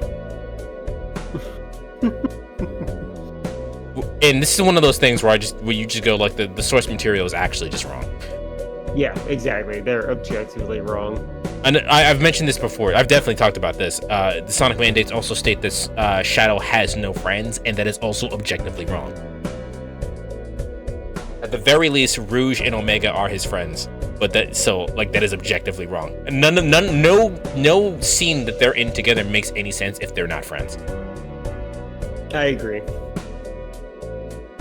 Also, the fact that Rouge the Bat no longer has cleavage is one of the greatest crimes of our generation. Same thing for Rogue and Snake and Raiden's birth and hips. They're all gone. Steve from Minecraft and in Smash Brothers. Maria is not a friend. She is a toy that he has on a shelf. I think Shadow the Hedgehog makes the worst thing about takes the most important aspect about Shadow in terms of his backstory and kind of ruins it. Because it is in Sonic Adventure 2, Shadow has it is stated that he spent a lot of time with Maria and he very much cares about her. But Shadow the Hedgehog ruins it by saying that he was only active for about a week before he lost Maria. Yeah.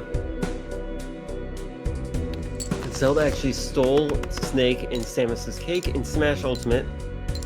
And thought we wouldn't notice. Oh yeah, I've seen that photo, the one where there's a light going through Zelda's dress, and you can weirdly see that she is like filled out a lot more than she should.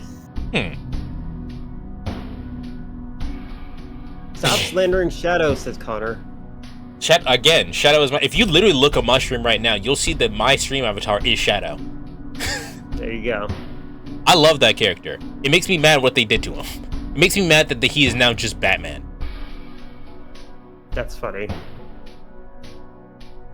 I personally think that my favorite line that Shadow the Hedgehog ever said, like he has so many iconic lines. My most favorite one is I'm the coolest. Yeah, before they figured out what the character is. I'm the coolest. Yes, you are, Shadow. There's a lot of shmups you want me to play, Jumbo. Just so you know, I'm never good at them. What about the disgusting black creatures line? That's also funny. Disgusting black creatures. Get out of my sight. Your fun fact. Yeah, go ahead. Your fun fact is that Jason Griffith, when he was asked to voice Shadow, he based the voice on a roommate who actually spoke the way Shadow did.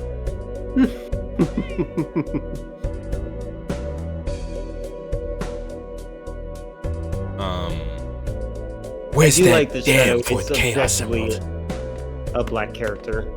Yeah, there are a lot of characters that there was actually a trend I saw recently. Like, what fictional character is black coded? Knuckles, obviously. Knuckles literally has dreadlocks. Piccolo.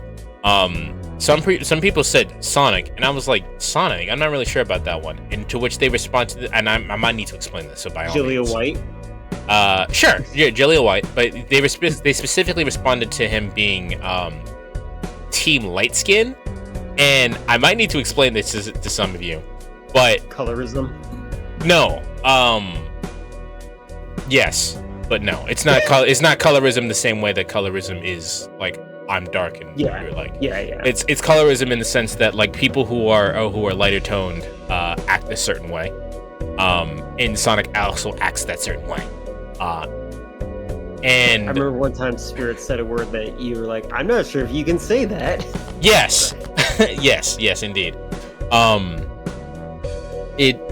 It's not that it like made me uncomfortable. It was just weird to hear out of context with not knowing who this person is. You know what I mean? Mm-hmm. Yeah. But yeah, no. Sonic being light skinned is like, yes, I hate that though. He is, and I hate that. That's funny. I'm not getting any cards. I just Connor, who I believe is Pat Black, says the black community draft many anime characters. This is true. I've actually asked in my 30, 35. I've also asked in my my Discord at some point. Like there was a trend a while ago on Twitter in which you take like certain characters and like redraw them to be black. And I asked them if they thought that was racist. Because if you did that in any other capacity, it would be racist. To which the general consensus was, no, it's about representation, not about. Which I personally think it. I personally don't think it's a problem. I think it's a problem if you like you make it like blackface style black. Yeah, sure. You'd be like really weird about it. I think it is also funny that. Does anybody remember Edgy Tweety Bird or Hip Hop Looney Tunes characters? Fucking yeah, no. Like I still see like the Looney Tunes characters in like the traditional like '90s style jerseys where like they're very clearly too big for this character. Yeah, my favorite, by the way. This lives forever in my brain. If you see the police, warn a brother. Yes. It's beautiful. Thug Bunny. Thug Bunny.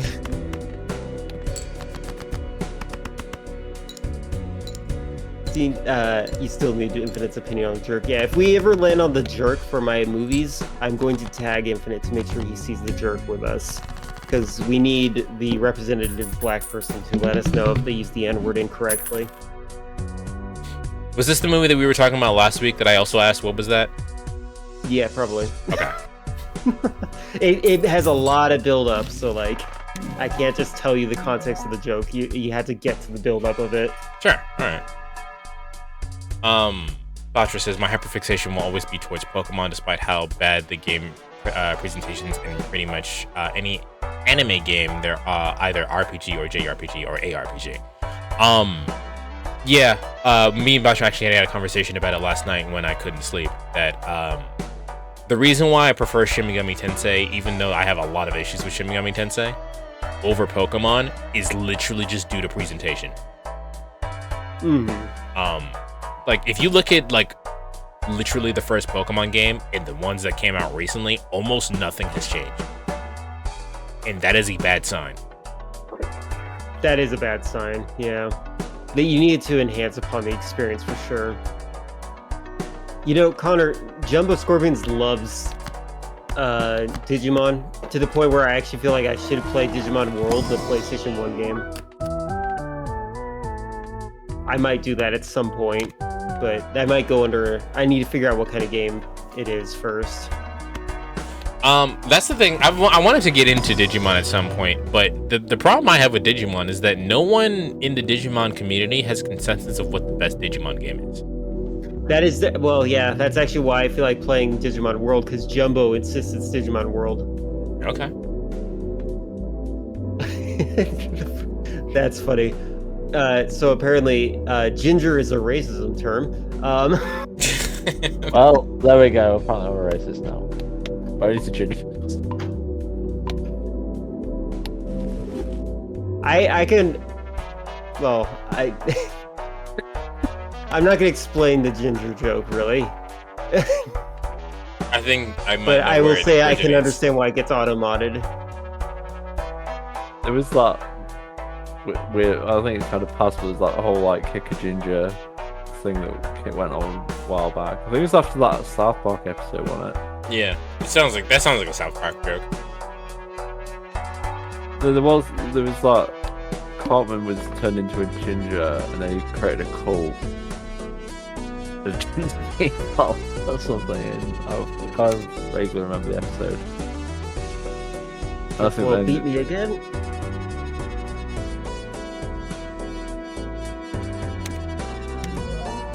All right, we are playing with fire. Let's see what we can do. yeah, that's the one. So far. It was quite a funny episode to refer. So, Jumbo Scorpion says Digimon World may or may not be the best, but it certainly is the most interesting in terms of experimentation. Like, it is a bold experiment for the JRPG genre in general. Balatro says they prefer Digimon Cyber Story. Not only is it turn-based, at least decently good Digimon game. I have a Digimon game on my Switch, which is a double collection of Cyber Sleuth Story. That might be that banned episode, that 201, that 200-201 that got banned because it had the Muhammad stuff in it. Because I bought the Mecha Strizons in that episode.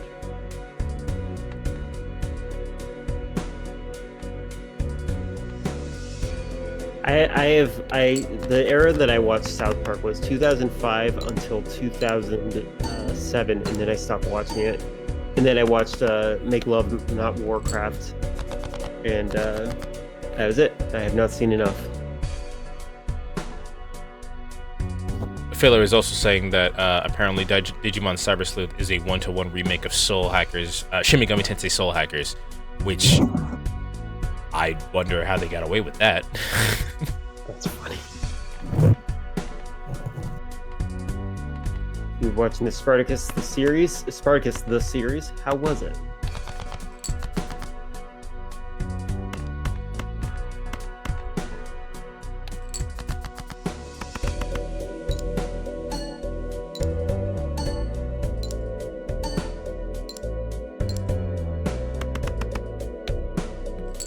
Guilfoyle is currently racing me to Nugbones, so they'll be able to explain themselves when they, or not. Bye.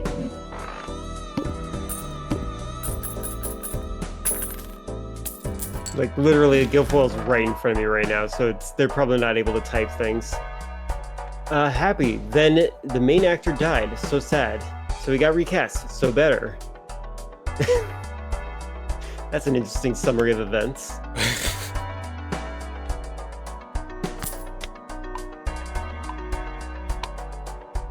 I was talking about your DM. I was referring to Nugbone's question, what Guilfoyle said, and Guilfoyle is currently in-game and is unable to respond. We get my point. If he was a true pro driver, he'd be able to text and drive at the same time. Yeah, I need a keyboard on my controller. Also, is Jumbo saying DM is a Digimon. Jumbo, do you own a Digimon? Are you holding out on us? Jumbo has a lot of Digimon. I need a harmonica in my mouth, maybe, still- and I then s- maybe I a drum I on still my kneecap. maintain that is a better TV series than Pokemon. Wait, what is? Digimon? No, yeah. My younger cousin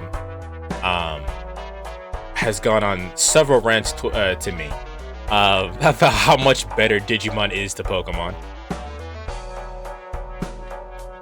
You might as well believe it. I have no reason not to believe it. Aside from what she thinks is funny, I think she actually does have good taste. Aside from what she thinks is funny, that's funny. I mean, she's still a kid. It is true. When you're a kid, your humor is a little bit less funny. I know but my humor used to be just a lot more edgy.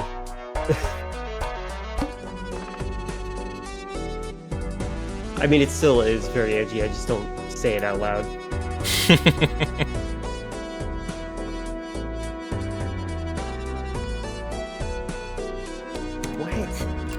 What?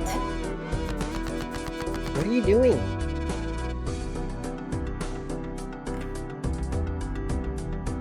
So your point is that I find Muhammad to be extremely lacking human being, but he's not a human being. He's a person. What? Wait, what?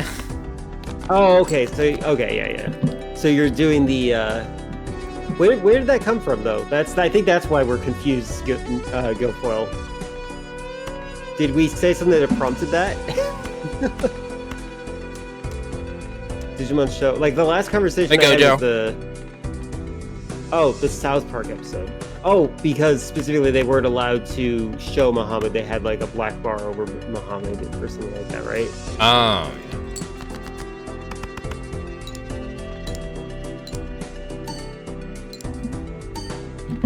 Yeah, I'm sorry, but like it did come across as out of context. Like you should probably bring up the fact that he was censored and that you got frustrated by it, and so you're gonna say that. Like that context is pretty necessary.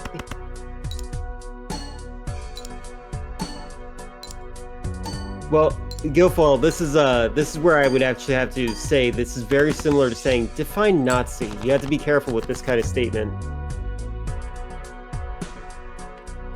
Because right now, in the United States and especially Ireland, it's not the Islamic types that are in control of our lifestyles and whatnot. It is certainly the evangelicals, and as for you, like the Catholics. Like it's just it's a little bit more intense, and we shouldn't misdirect and fall for the atheist scheme of or not the atheist scheme. Sorry, the what is it called?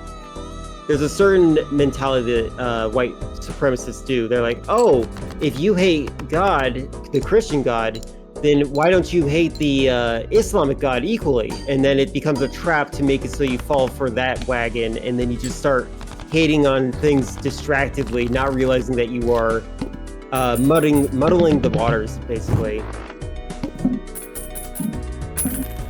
Like if there's an active or public genocide against a largely Muslim population right now. Yeah, exactly. Like that, like context-wise, like sensitivity-wise, it might be best to just be reassured that you shouldn't, like, it's not the best time, especially because I know you are a free Palestine type person like myself.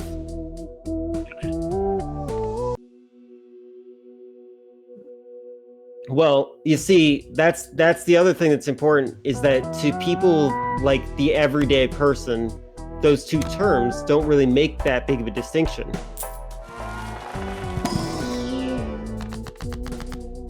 Like, you have to remember that just because you know what certain words mean doesn't mean that the contemporary person will, and it messes up with your point if you use like semantics can mess with your portrayal. That's all I'm trying to warn you about.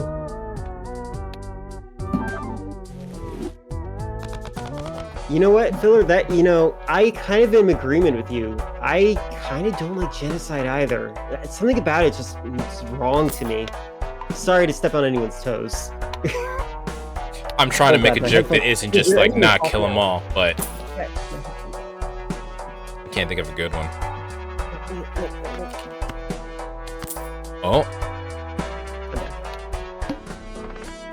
Oh, we might have something, ladies and gentlemen. I have a fuck ton of jokers.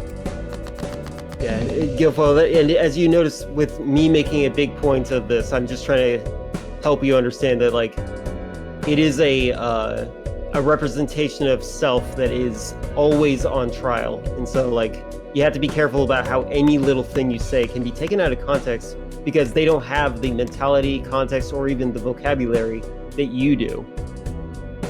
So that is why I'm making such a strained effort right now to make sure that you are not misconstrued.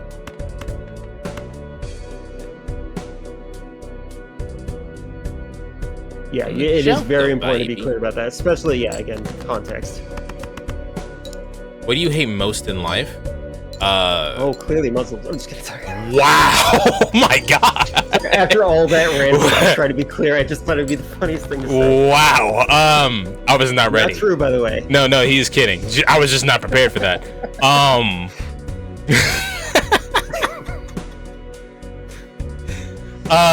I think my least favorite thing in life is that people are assholes, and there's just a lot of the time there's no reason for it. They just are. And there, you can have like a lot of context, a lot of people's lives to be like that help with framing of this person's this way because of XYZ. But a lot of the time, they're just doing it because they just are an asshole. I don't like that. And Jay's right. Eventually, they'll ban me. Eventually, don't worry, they'll get me eventually.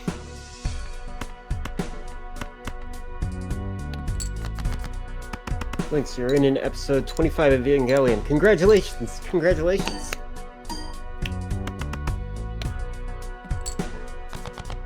This is bad! Jumbo, you missed us talking about Evangelion and why Infinite doesn't like it. Keep reporting me with the alts. Eventually, it will time me out, at the very least. Make some bots. Mass brigade. I think my greatest fear right now is getting banned on Twitch and losing all of my VODs that I have saved. That's my biggest fear at the moment for YouTube. Like something with, I don't know if I've ever told you about the YouTuber Berleezy and how during Black History Month, mind you, he uploaded a gameplay of a game that everybody was playing, but for some reason because he also did a gameplay on it, his channel got deleted. Not the video got taken down, the channel itself got fucking deleted, and he lost everything. Now, it obviously got reinstated because he was big enough and he was able to make a stink about that. But like, think if that happened to someone as big as him, think about like the shit that happens to smaller people, right? Yeah, it's like ridiculous. And the fact that he's so big is why he was able to fight back as easily as he did, I'm sure. Yeah. But like, yeah, that's a minor fear that I have, that one day I will do something that pisses off the YouTube algorithm and my shit will get deleted, and then I won't have anyone to talk to about it. You know what I mean? Yeah, that is definitely a big fear. I personally, I just need to have multiple backup methods. I'm currently canceling you on Twitter. But yeah, for the record, Nugbones and Jumbo, Infinite couldn't get into, that's actually, if you were part of the conversation, Nugbones, but you think you just got into the tail end of me complaining about Death Stranding. Like, his complaint about Neon Genesis is that it throws a bunch of vocab words at you and expects you to just kind of get what's going on. But yeah.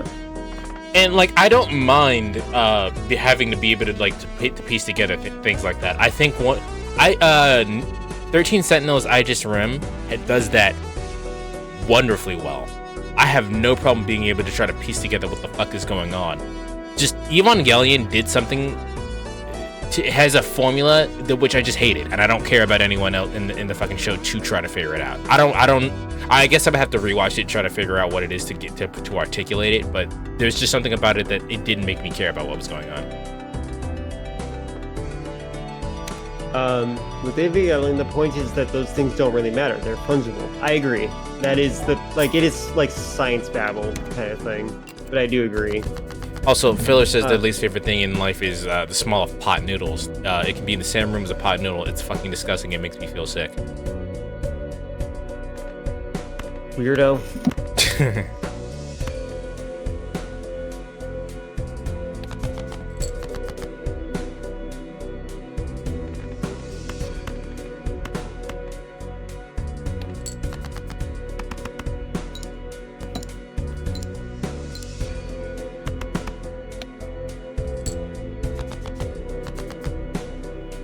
By the way, since we're talking about fungible and NFTs, I might as well talk about, if anybody wants, they can subscribe to me at a tier 3 level and get their own NFT emoji from me. You know? Don't. Yeah, don't do it. It's literally there as a joke.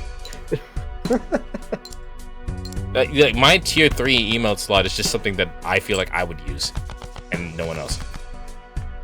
Because no one should sub to me at a tier 3 level. Jesus Christ. No one should... to be honest, no one should need to be subbed to me at all. Because I don't run ads on my channel anymore. So you were, by subbing to me, you are specifically supporting me as a streamer.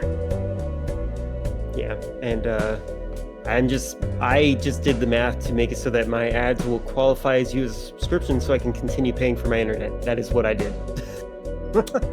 You know what, Lynx? I just took a DNA test.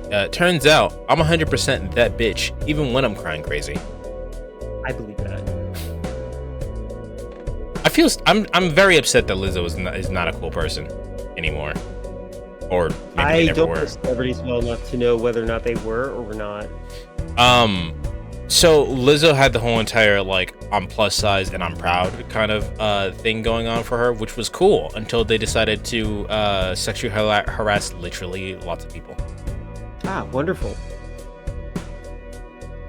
What a wonderful person. Yeah,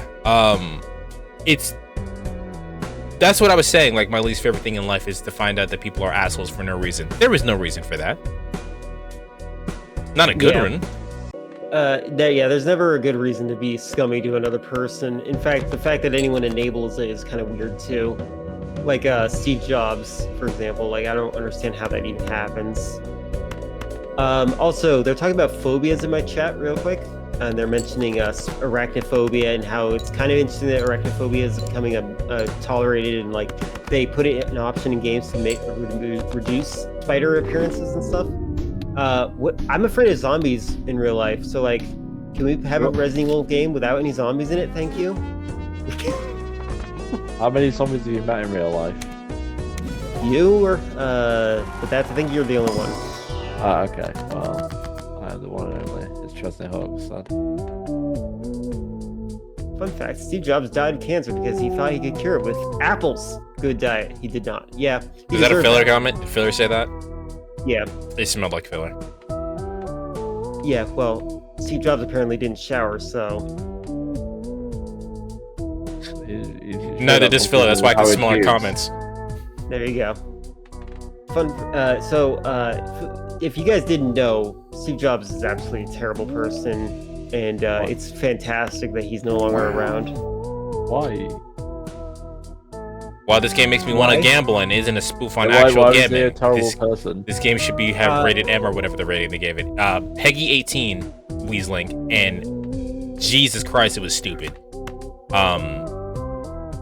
Yeah, so for anyone who doesn't know, the game that I'm playing currently has a European rating of Peggy 18, which means it's not available for normal vendors. Like, you wouldn't be able to get this normally in European countries, which is annoying because, one, there's no actual gambling in this game, and two, it was originally rated Peggy 3 and they decided to change it, which, as far as I'm aware, has never happened in gaming.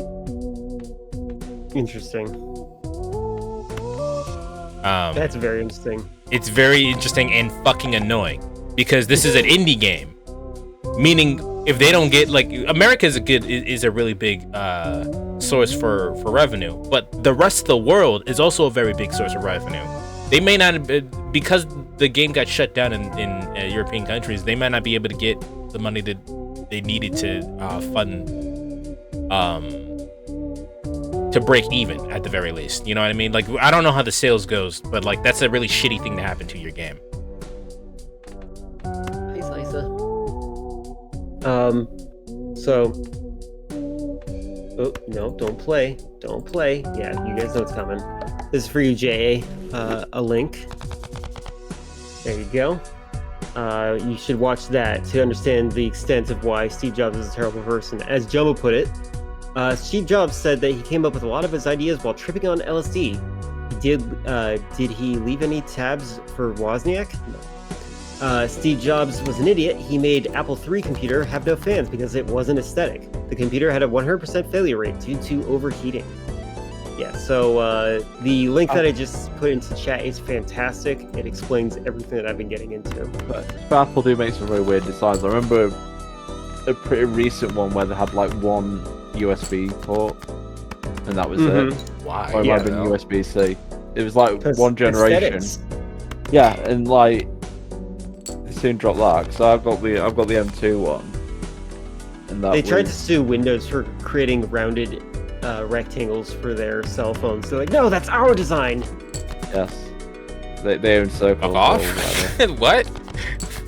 Yeah. Imagine if we had square cell phones, though. That'd be really weird. Yes. Weaslink asked, "Are games with loot boxes rated PEGI 18?" Ask Filler. They should be. Yeah, it should be because it's gambling. I need to dig out my iPad and post a photo of the engraving. Do it. I know this is supposed to be poker, but what's the game called where you have to draw cards to get 21? Blackjack. Yes. That's the only card game I play at casinos. That's literally the only game that I seem to be okay at. I mean, Yeah, that's the which is only. terrible. To be fair, that's the only game worth playing because that's the only one where they can't cheat. That's true. Like, in order to cheat at blackjack, you would literally have to like shuffle and stack the deck. Mm-hmm. Yeah, they don't actually do that because I remember when last time I was in Vegas, they literally like get one of the person at the table to like put the deck down the middle, and that was like it was done. So it's kind of fair. I had a lot of fun. I did that. I actually won quite a bit Blackjack one is, night and then lost it an all the enjoyable next game. night. I don't like gambling at all, but it is actually a pretty good game. I basically I looked at like, am I willing to lose this money? Yes. And I took out like I think it was $100 I took out, and that was all I was going to spend on gambling. And if I won, I won. If I lost, I lost. And I won a bit playing this one night with a bunch of people, having a great time. And then like the next day I went and I was chatting away to the guy who was dealing. And he was like, he'd done it for like 40 years. He had like some amazing like tricks on how he did the cards, like handing them out, like rolling it down his arm and stuff, and then like he basically cleaned me out in the end. But again, it was like $100, and I took it out on the basis that if I lose, I lose. I don't care. It wasn't like I was betting the whole fucking house and everything on it. Yeah, no. If you're going out to gamble, you always have a set amount of money that you were going to use, and then a set amount of money you have as backup money in case the urge still hits you, and then nothing else you touch. I'm just always against gambling. I generally don't gamble. I hate it for like with lots of sport and stuff. How much like gambling is now everything for sport, and how they portray it as this wonderful thing, and it just like ruins so many people's lives. Yeah. Like, I still scratch offs, and I hate scratch offs and stuff like that. Like I feel whenever I sold lotto tickets or something like that, I always feel like I'm dealing with victims. I just don't want to deal with that. The thing about a lot of people are much more neurodivergent than they realize, and a lot of these things like gambling are specifically made in a way to make you addicted to it, and some people are more susceptible to that. Mm-hmm. Yeah, it is exactly that. It's no different to smoking, drinking. I will be any right kind back. of addiction. Back.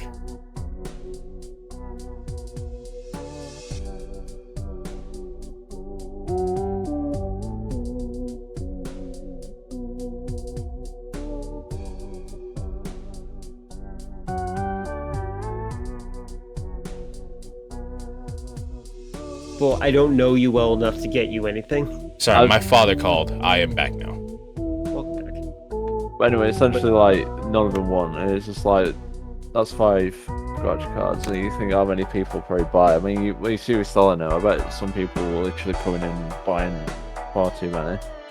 Weaslink What is am I, saying that Really there's a service game called Dungeons and Degenerate Gamblers, which kind of has the same concept of this game, but instead of poker, it's blackjack, and instead of the Joker cards being upgrades of the sword, excuse me, there are all sorts of different cards that do different stuff.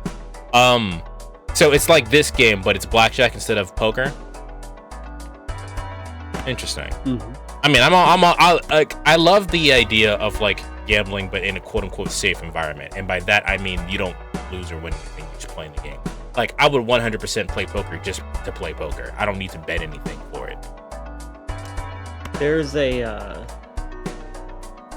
Oh wait, I kind of got last in this. Hold on. I'll go ahead and put it in live chat because that's a good since it's relevant. But hold on. What was it talking about? Oh yeah, so one of my coworkers, there were some regulars at my workplace that I used to make fun of for getting lottery tickets because I felt bad that they kept losing and it was dumb. And one of my coworkers would always hear me rant about scratch-offs and how stupid it was. And they one day invited me to they would buy scratch-offs for me still, and I would make fun of them every single time they lost. I'd be like, stop doing that, stop doing that. That's $5 you could have had. That's, you know how much you work to get that money from here? And it's gone in a scratch. Anyway, so I told him, so one day he invited me to a birthday party and I got him $45 worth of scratch-offs and he won $10 on it. But it was funny regardless. It was worth the joke. Everyone has the one thing they spend money on. That's just dumb. So I don't necessarily mind, like in the sense of scratch offs, I don't mind, but like going out of your way, like to do like big gambling things, like going like to casinos and everything like that, I'm not in support of. Hey Slim, go to the store every day. Same 5 people always buy the tickets every day. Yeah, they're always the same people. It's when they're regulars when they do that. When I was in the shop, I saw a man buy a scratch card, scratch it out on the counter. Yeah, I hate that. Won $2 and spent that £2 on another scratch card. Oh my god, you would go crazy seeing it. Like if you actually worked at the counter, you'll know that's actually normal. That's what you expect. There's some nightmarish people that will cut in line in front of an old person, buy $100 in scratch offs, lose every single one, and then buy $100 more in scratch offs. Well, that's defeating the point of the scratch. You are now at a deficit. Yeah, it's horrible. It is horrible. I'm not even. I wish I was exaggerating, but I am not. I'd rather go to a casino with a set amount of money. Yeah, that's exactly what Infinite was talking about. Yeah, scratch tickets are. What about fruit machines as well? Because I've went to there's a bar I go to, and some of my friends there, like they'll win, like they literally win the jackpot and then put the whole jackpot back in the fucking machine. Yeah, like, exactly. What is the fee doing? Like if you won £200 or whatever off like a tenner. It's weird. It is a weird ability to recognize that you're profiting. Yeah, it's like you've profited. That's it. Stop. But they could have profited more. I spent $90 to get $100. Yeah. That's only $10. You know what I mean? It's like, but like they don't understand how fruit machines work, and it's like you need to fill it back up before it'll pay out. I also knew a millionaire that won from scratch offs. And fun fact for you, he came in and bought $500 of scratch off every Saturday. No, Benz, I agree with you on that casino experience. Last time when I played blackjack there, I was all buzzed, and I had 4 other people. We're all kind of loaded, we were having a great time, and that's my memory from that. Like, I won a bit of money, but I had a really great time with some random fucking people. I was from England, they were all free, and every time one was like, "For England," and we were just high-fiving each other. It was fucking. It's such a weird thing, but it's just like great. Like I never saw him again. You know, it's just like you kind of just have the experience. It's fun. B-Man, welcome back. How was your run? And if you guys want me to change the music to something else, I can just mute the in-game music and play something else. I just don't mind the game music. Just so you guys know, in my live chat, Nugbones shared a picture of their, I believe, tablet, or there's some sort of Apple device, and they had an engraving put into it. And the engraving says, Steve Jobs Chemotherapy Fund. Jesus. Chris, it was for me, and then it was for the Black dealer the next day. Because he took all my money back. But it was fun. It was an experience. Like I said, I'm laughing. Like I'm not a gambler. I haven't gambled since, but I had a lot of fun doing that at the time. I'm just gonna throw money out the window. Yeah, but at least I didn't like then turn into a regular thing and waste all my money at the damn casinos. 4 miles and 41 minutes. That's pretty good. Hey, that's pretty good. So are you, B-Man, are you trying to run for, to get faster times, or you just running to run and then the faster time is just a benefit?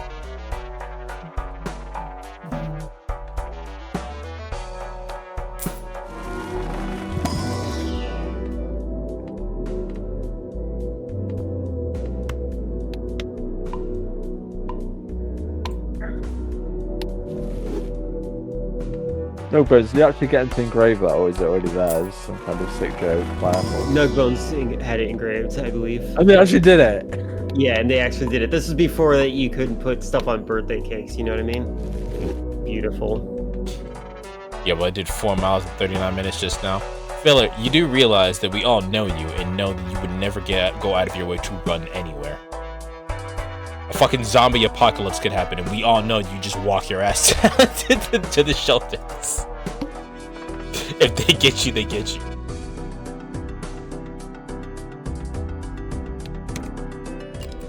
Also, the Dungeon and Degenerate Gamblers released this year, and it looks really fun. It did release, or it is releasing?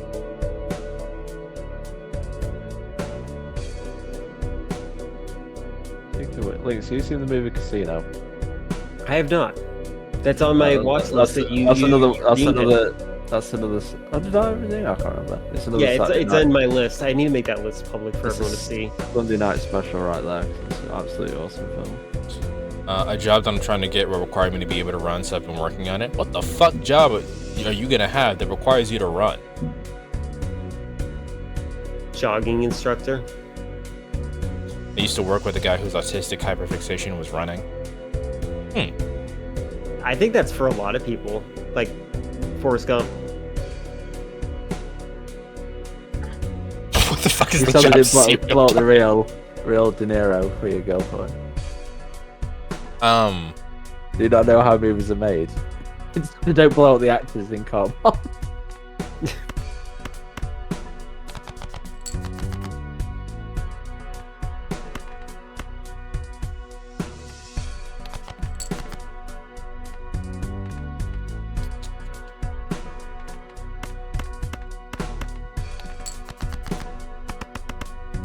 Yeah, maybe. Oh my god. I think this is getting to the point where you're just nitpicking one thing because you have to feel like you have to nitpick something about every film. I'm a very nitpicky person. I like to nitpick all movies. I'm only nitpicky when it comes to certain specific things. Like it is like it is a spinner, and the spinner will land on one particular detail, and I go, this detail is dumb. I won't care about the rest of the thing. I would focus on the one detail, and that detail is dumb. You nitpick a lot and it drives your mom mental. That's funny. So I'm very picky about movies. I actually initially nitpicked Poor Things. I'm like, why are they filming like this? This is a weird choice. And then I was like, oh my god, it all makes sense once they make the first spoiler plot twist type thing. I was like, oh, okay, that's interesting. That would explain that. Nah, B-Man, you gotta tell us now, son. You can't say it's a secret and not tell us now. Is B-Man secretly Batman, or is it someone else? I think it is a reference to Batman, yeah. Fascinating. Your B-Man like racing games. I hope they liked it, and I hope that you do eventually see it, Filler. Not for any particular reason other than the fact that I'm basically a propagandist for the movie, but I need your say on Poor Things. An idea she's essentially throughout. She clearly isn't mentally old enough to give consent. I say that's commentary on how we treat women. My god, I think B-Man is gonna audition for Sonic and Sonic the Hedgehog 3. The movie is about women. I think it's about women using the one power they have over men, and men freaking out over that.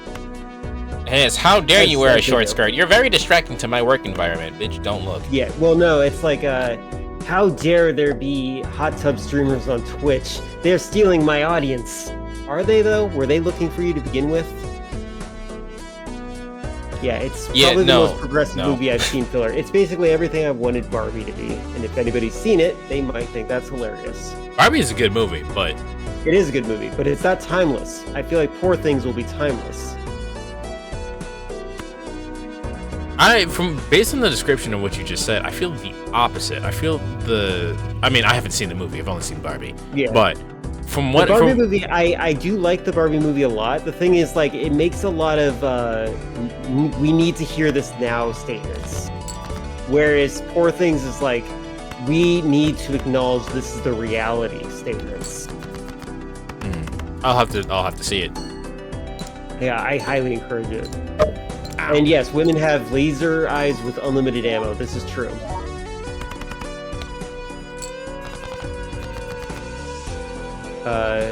Maybe those men complaining about women streamers should point a camera at their own. Yes, they should. They should. I mean, they basically, if you've ever been on Grindr, you know that men are just as awful there as they are to women. So it seems to be just how we have men raised. Anyway.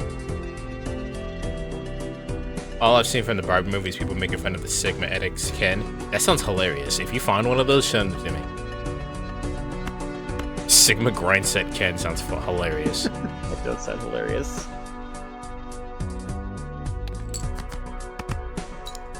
And you are correct, Filler. Like, there is 100% that untapped market.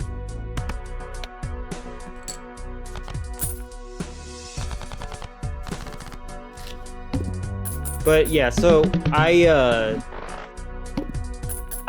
cannot stress enough how much I would suggest the movie Poor Things. The whole point of the movie is, in fact, exactly the complaint that it's just like how we treat women and what exactly the it's a little bit too real. I don't know. I think I need to point this out. It is a red flag for a man to identify themselves as a feminist. Like, it just straight up is. If you don't understand, then you don't need to think about it any further. It's fine. I said this last week. My 2 cents on that was Eggman identifies himself as a feminist. Yeah, exactly. Yeah, Sigma male grinding out channel points and links stream. Exactly. Beacon. Yeah, it's a fantastic movie, and I find it to be. It is like, it's probably one of the most important movies I've seen in the past 6 years that I can think of offhand. I don't know anything beyond 6 years. I can't think of anything right now. It's just, I love that movie. Maybe I should watch that in stream. I'll put that as an option on my wheel. I plan on doing the movie wheel tonight again. To be fair, it was a mistranslation. It was supposed to say womanizer. It's too late now. Filler, it involves some spoilers, but I'd be more willing to discuss this with you in a not stream setting where other people have not seen it yet. Like, in particular, I value your opinion, and I wouldn't mind divulging information that would otherwise be kind of misunderstood. If you would like, would you I could tag you and discuss it with you in like a private disposable chat in my Discord server. I just want to make sure it's conveyed properly and well thought out. I don't want to like scare you from the movie. Cool. Boo. Shortly after I'm done streaming, that'll work. You're fine with that, isn't it? Good. But yeah, the movie is fantastic. I don't know. A lot of people seem to like. There are some people that I think that it was difficult for them to grasp because it addresses like. I think some people don't realize that women are still, in some circumstances, not treated as people. There are a lot of, and it's kind of like it's something that kind of blows my mind. Like, there are people that like get really upset by certain ideas of like women acting autonomously to a degree that's like I was in like someone else's Twitch and we made a joke and someone gets all defensive and like stands up for men that don't need to be stood up for. It's like, wait, are you relating to this man or something? What's going on here? I'm 100% against people's rights in the sense that people should be treated like people and not in necessarily in the gender respect. Like men shouldn't have to be like this particular thing and women shouldn't have to be this other particular thing. Then again, I'm non-binary, so maybe I'm biased. But there are certain things that certain people should just not be complaining about. Yeah. When is International Men's Day? Exactly. Yeah, like that's shut the fuck up.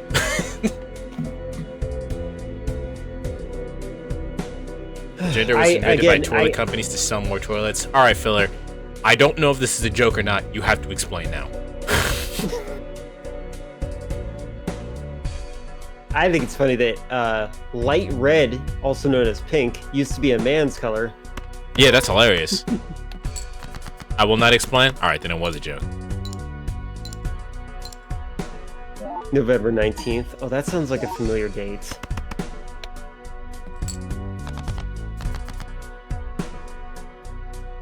That's the ultimate filler statement right there. I was joking in parentheses. Yeah. The way the filler says like actual facts also kind of seems like a joke. So I had that one. I was like, I can't identify this one as a joke. Is she kidding? Are you kidding?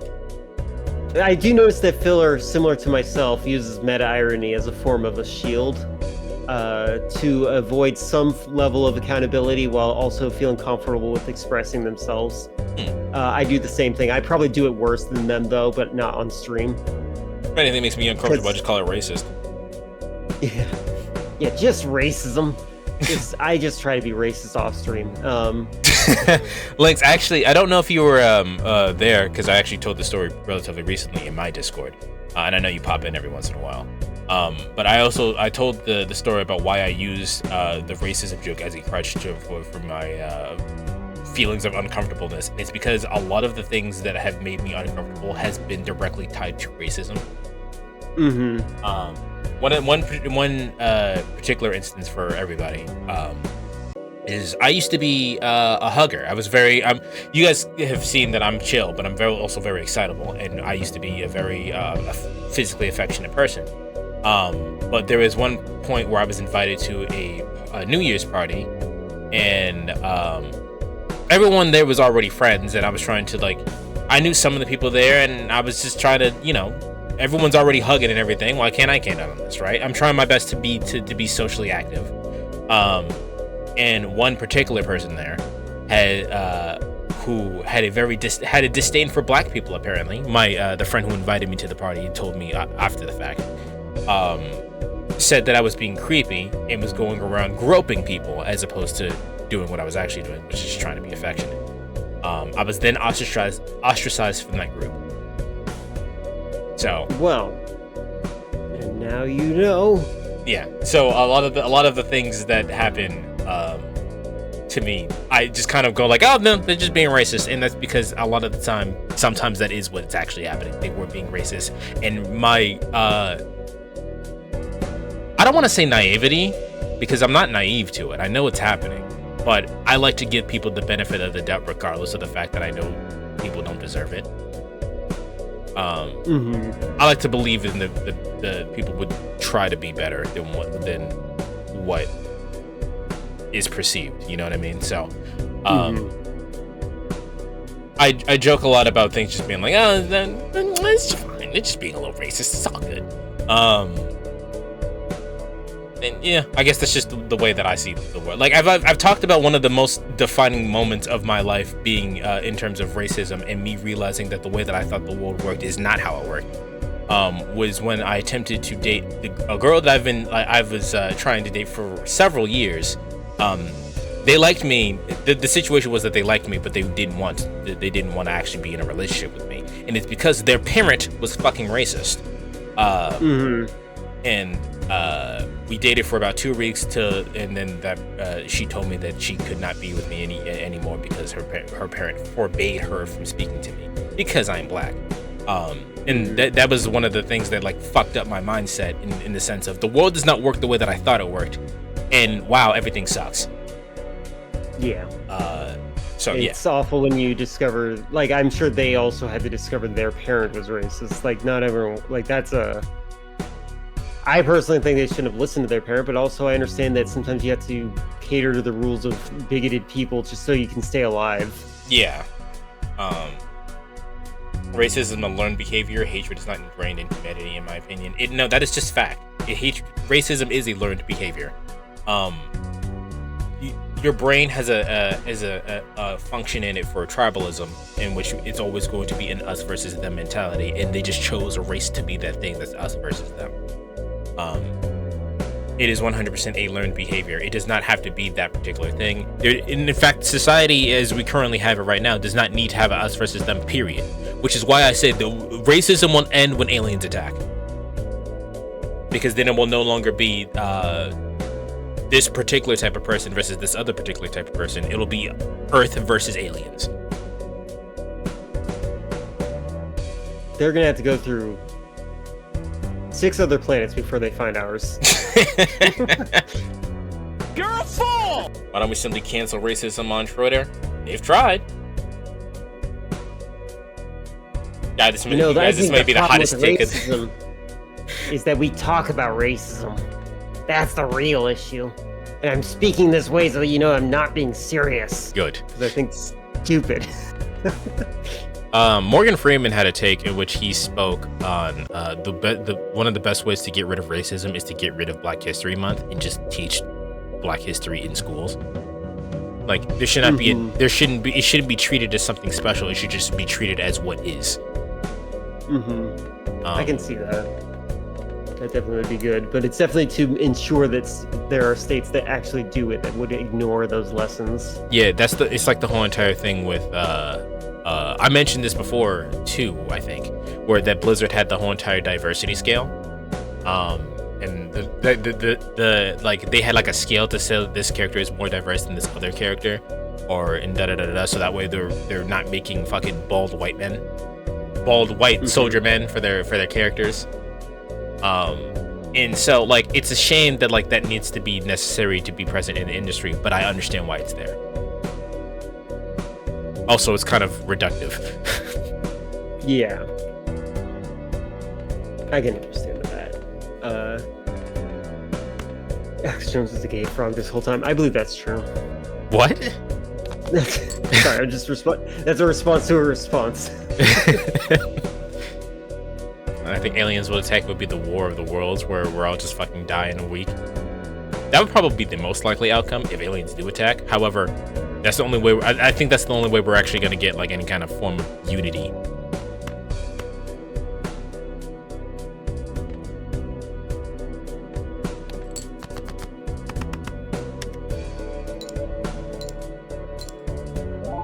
It's either an alien scenario or a messed up scenario. The people nowadays will meet people of the past and see how that works.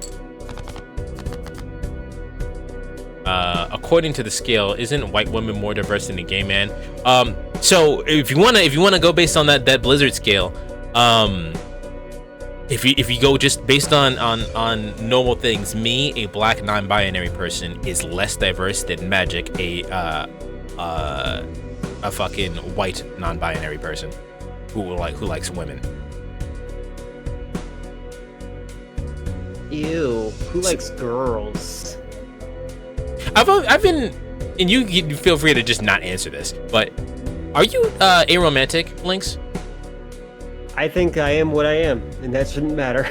I mean, I was just curious because the way you talk about relationships. A lot of people are always curious about that. It's just something that I don't find it important to any knowledge about me. Sure. It's the way you talk about relationships and your past relationships of like it just always seems like, man, I could have really done without that. I'm okay with never doing this again. But yeah, maybe one day in the future I'll go through a whole tell-all about like who I am more specifically.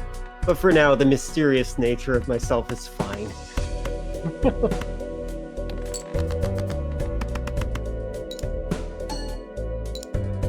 Speaking about the Overwatch, they just had released a non-binary character to CC. I understand why it's necessary. I just don't like that it's necessary. Let's just pull the fuck off with your labels. I was just curious, man. Also, The World of Worlds is the best sci-fi book of all time. You should all read it. Man, relationships are cringe. I like that Chris, by the way, Chris in color has been like tracking little things that I've been saying. He's like, oh my god, new Link's lore drops. And just now he said, we all little nuggets of lore once in a while. I'm not gonna do the whole entire like, oh, I gotta piece this. I'm not gonna do the corkboard thing. I'm just gonna fucking ask you. Someone should get a Link's wiki going though, so I can track what I'm saying. That would be very funny if they find anything inconsistent. 'Cause I am a liar. I've meant to ask at some point. I obviously can't ask Outland, but did she ever get a partner? She's still working at it. I believe that she's been getting emails showing interest from Twitch, so that's a good sign. I believe that they are currently getting the average view count, and hey, Magic. I think there's some other aspects as well in the background. Hey, probably Magic. Look, I think you have to have a view account, and you have to have it for a while, and also it has to be natural. It can't be raids. I believe Lynx would be more than happy for you to join. Yes, join in. If you can see the open call, that means you're invited. It's a passive invitation, but you are allowed in. There is a max limit because I can't talk to 12 people at the same time, but you're welcome in. I think actually when she joins, we're about to hit the max limit. Yep, she will make it so it is the max limit. Cool. I've never been in one of those. He lied. That is a lie.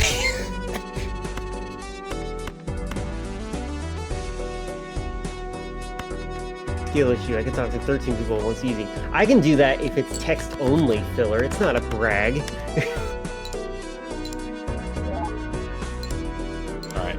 I used to, on AOL Messenger, I used to be part of group chats where there were like 15 people, and I used to have conversations with all of them. It was fun. The pro move is to be able to have 3 conversations with the same one person. Yes. That's the pro move. Is Ellen in the Discord? I wish you could see the ad video where she voice synced the VTuber model. Oh yeah, she is in the Discord. Feel free to tag her if you want in that video specifically. I believe she focuses primarily on her own Discord, but I think that she does lurk. Also, I hope you're doing well, Morgan. Hi, Morgan. Morgan. Freeman. So I hear you say Morgan, and my brain doesn't hear Morgan when you say it. I hear Morrigan, as in like the Darkstalkers character. And then it's probably because I add a syllable whenever I see an R. I always add an extra syllable. And my brain then copies what you said and goes Morgan. So Morgan. Yeah, I literally add a syllable. Like if it was the name Jeremy, I will say Jeremy. Like I will say Jeremy. Extra syllable, not just Jeremy. Jeremy. That name's like stuck in my mind because I played Borderlands and last night, and there's these enemies that say, "I'm real and I'm coming after you, Jeremy," which is really funny, and it tricked a lot of people to think that was somehow they figured that out their name. That's how you're supposed to say Jeremy? I think you're right, actually. I can't talk to more than one person at a time, mostly because if you talk more than one person on a dating app, someone will accuse you of ghosting them because you didn't respond in 3 seconds. Oh my god. yeah, I can't stand jealousy. I don't understand it. It is the one emotion that I don't have that nobody can explain. I'm sorry, it's stupid. Anybody who experiences jealousy, I'm sorry. You're ridiculous to me. You're silly people. The thing about dating apps is that dating apps is like the least successful way of actually making a connection with somebody. Being a woman is pain. Yeah, I would assume so. I think it's hats off to all the people that try to become women. Like, congratulations, you're in for a rough ride.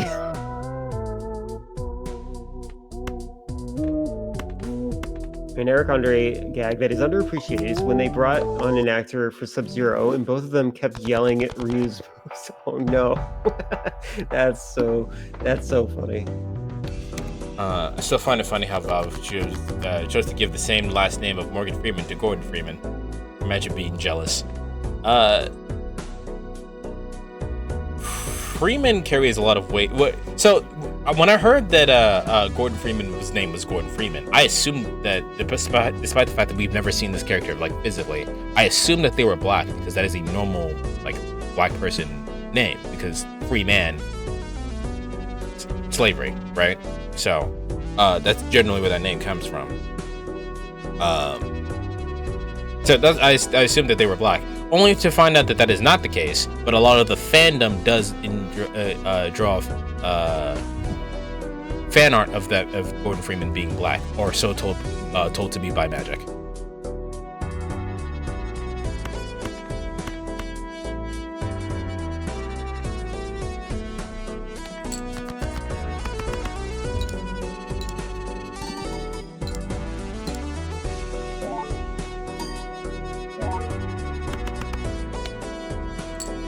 It's looking very serious in the old webcam right now. What was that? I'm also typing. I'm typing a lot. Also, I have myself muted as I'm typing a ton of things for filler. Oh, really? Yes. Oh, really?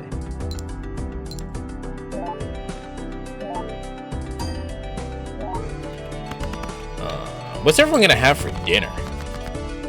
Never. Never is not a food. I have mashed potatoes. That's it. Yeah, you got the cinnamon ones. Not yet. I actually discovered that my mother threw out our cinnamon, so I had to go and buy some. Yeah, But was your cinnamon old? Cinnamon sucks. No, it just sucks. That's why I throw it out. Pizza rolls? Pizza rolls are good. Filler, I tagged you in a private message for you to see what I was getting at, and I can explain and elaborate further if you would like. I just wanted to say it without any spoilers whatsoever, and I had a realization that I had a good way to phrase it, and I didn't want to lose that. Train of thought. Imagine In Mortal Kombat, they spit the words out of sorcerer like a slur. They do. They do. Sorcerer. But that's the power of white people. They can say any word and make it sound like a slur. Oh my god, it's probably magical. Speaking of slurs. Wow. Stop. What did I walk in on? Dude, it's me. Me at Hello, any how are you point will doing be today? talking about racism. You guys, this little icon in the corner is cute. I think that was directed at you, J.A. No, Also, it's so- all three of you. You just got tiny icons on my screen because I've got you on my screen. Wonderful. I think after I finish this run that I'm currently doing in Balatro, I think I'm just gonna raid into Magic. I'll still be in the call, but I think I'm just gonna I'll probably end the stream. You monster. Oh, imagine giving my friend viewers. How dare you? I have to turn the sound on in this game. I've been playing it off stream, so I never keep the sound on games that I play if I'm not streaming it. So the way that That's I experienced games for a very long time was I played handheld games, and then I just had the TV on as background noise. So I had the volume of the game completely off, and I just listened to whatever the background noise was. So a lot of games that I played a long time ago, like I hear people talking about how good the music for this thing is or how good the voice acting is for that thing, and I never heard it because I had the volume off. Nope, yep. I play, I mostly play everything on mute too. I'll have like my headphones on, like a podcast on or something while I'm playing.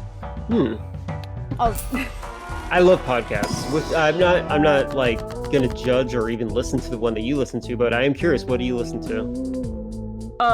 You might judge me. It's the Smosh Oh, Reddit God. Stories podcast. I watch that one a lot. Okay, now we know. I listen to a bunch of different political ones just so I can stay in the know. That's it. Super valid. Dizzy, what did you do? Magical, I'm sorry I slept through your last stream. I shall commit Sudoku. No, Ease, it's okay. It should be hereby referred to as Persona 3. Come on now. You know the drill. I think it's kind of funny that that we have to cater around like algorithms and like not say words that are very normal to say because we don't want to like offend some sort of TOS. Yeah. I still think it's kind of Yeah, give stupid. Dystopian. Yeah, Just give it a it's very system word so dystopian. I can get all three banned from Twitch. because I'm not. I should streaming. have to say I'm going to Minecraft myself to avoid having an advertiser being like, "Oh, I could put my cookies on this little channel. This would be great." Oh no! Why do you? Fucking literally. Why is the advertiser Barney? Because they're all stupid. They're all very stupid. All advertisers, MasterCard especially. MasterCard? MasterCard. They're the ones that took away all the things that made people run away from Tumblr, even though I'm still on there. I'm still on Tumblr too because it's the best tagging system of any social media. Yeah, it's wonderful. I genuinely think that Tumblr is a wonderful website. It is terrible that people only like it for one reason, but whatever. It's a wonderful website to get pictures of characters that I ship holding hands. That's what I was gonna say, it's a good place for like fans. Like you can find it's like a good place for fans to hang out and talk about things they love. It's a place for people to hang out and talk about things they love without being irrationally angry about it like they are on Twitter. I unintentionally tested if my food allergy is active, and it is, but I didn't die. Dizzy? Dizzy, you are the most fragile person. Please be careful with yourself. Also, I apologize, Batcha. This is a cooking simulator, so it's like a store-running cooking simulator, so I'm in the getting ingredients part of the game, and then the cooking timed part will start after it. Do you feel like this actually transfers into actual cooking skills? I'm curious. No. Okay, well. It makes me what are you playing, Cooking Mama? I'm playing Misty Izakaya. It's that Toho cooking game that I have. Ah. It's more of a shop management game than anything. Filler says, ew, holding hands, but I bet they aren't even fucking married yet. Disgusting. Joke's on you! I have multiple times on AO3 sorted my fix by, like, marriage proposal. My friends make fun of me that the only thing I'll read is, like, good Christian married people holding hands. That's funny. I absolutely hate YouTubers and TikTokers committing suicide unaliving yourself. In my opinion, it is inherently disrespectful to the subject matter. 100% I agree. If you're talking about that subject, who cares about the monetization? Take it seriously. Yeah, I agree entirely. The level of censorship we go through to kowtow to the people that are responsible for financial transactions, not necessarily being paid, but like being the the middleman person, is ridiculous. So, and also there's thank you for the cake, by the way. There's a YouTuber called Swoosh who does like a lot of like news like things or discusses drama. And she had to like make up some words to discuss like abortions and stuff, and she ended up accidentally saying a slur the entire time because of the way she shortened it. She didn't realize it. So if she could have just said it, she wouldn't have done that, you know? Oops. Dizzy responds with, my coworker gave me trail mix, a tiny bag. I didn't know it had almonds in it, so I was crunching, enjoying it, and then I started coughing and dry heaving, but I didn't die. That's different, but make sure you're okay. Almonds is make sure someone's monitoring you. Almonds is a very normal thing to put in trail mix, so be careful. Nade, I've popped out of your chat so I can use the super fucking scuffed setup I have with you chat said once. Oopsie, I said a slur, yeah. Also, just so Filler's caught up, because I don't think they've caught on to there's a little bit of an ongoing thing with me where I haven't, even though I am an adult in the year of our Lord 2024, I haven't cursed yet. So like, I think part of the fun of me reading chat is in fact navigating the swears. I'm not like against people that curse or anything like that. I think it's fine. Have you heard me? I sound like a sailor. Yeah, I just literally like enjoy insulting people in a very creative way that doesn't involve swears. Oh, actually, Lynx, there is a game that is specifically like that. You have to like, I don't remember the name of it, but you should literally have to make up like insults and everything without using curse words. If I remember the name of it, I will tell you about it later. But it looked very interesting. Also, this, if anyone's watching, this is the only man in the entire universe in this game. In the entirety of Toho, this is the only male character. And he's like a sleazy salesman.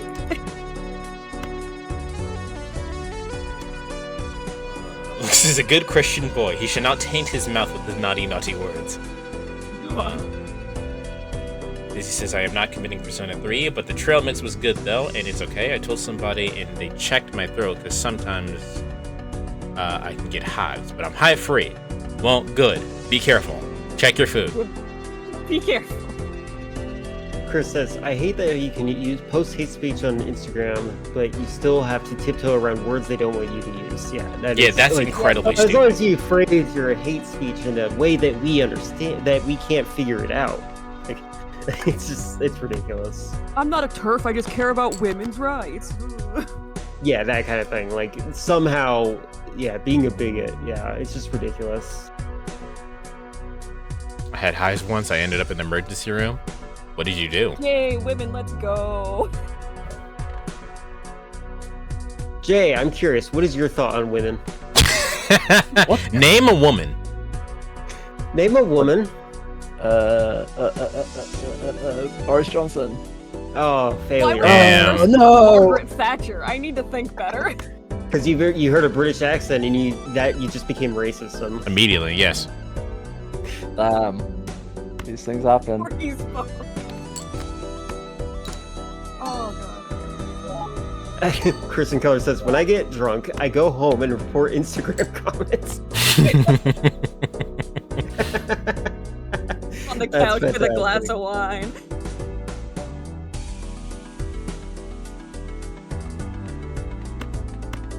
Magical, if you ever mention Thatcher again, I will unfollow twice. Ew, I didn't want to. Ding dong, the witch is dead. I agree with that person. I think all the jokes really downplay how bad she was. She was just an absolutely terrible person. Oh yeah, billion 10%. Do we really need girl bosses? I mean, seriously.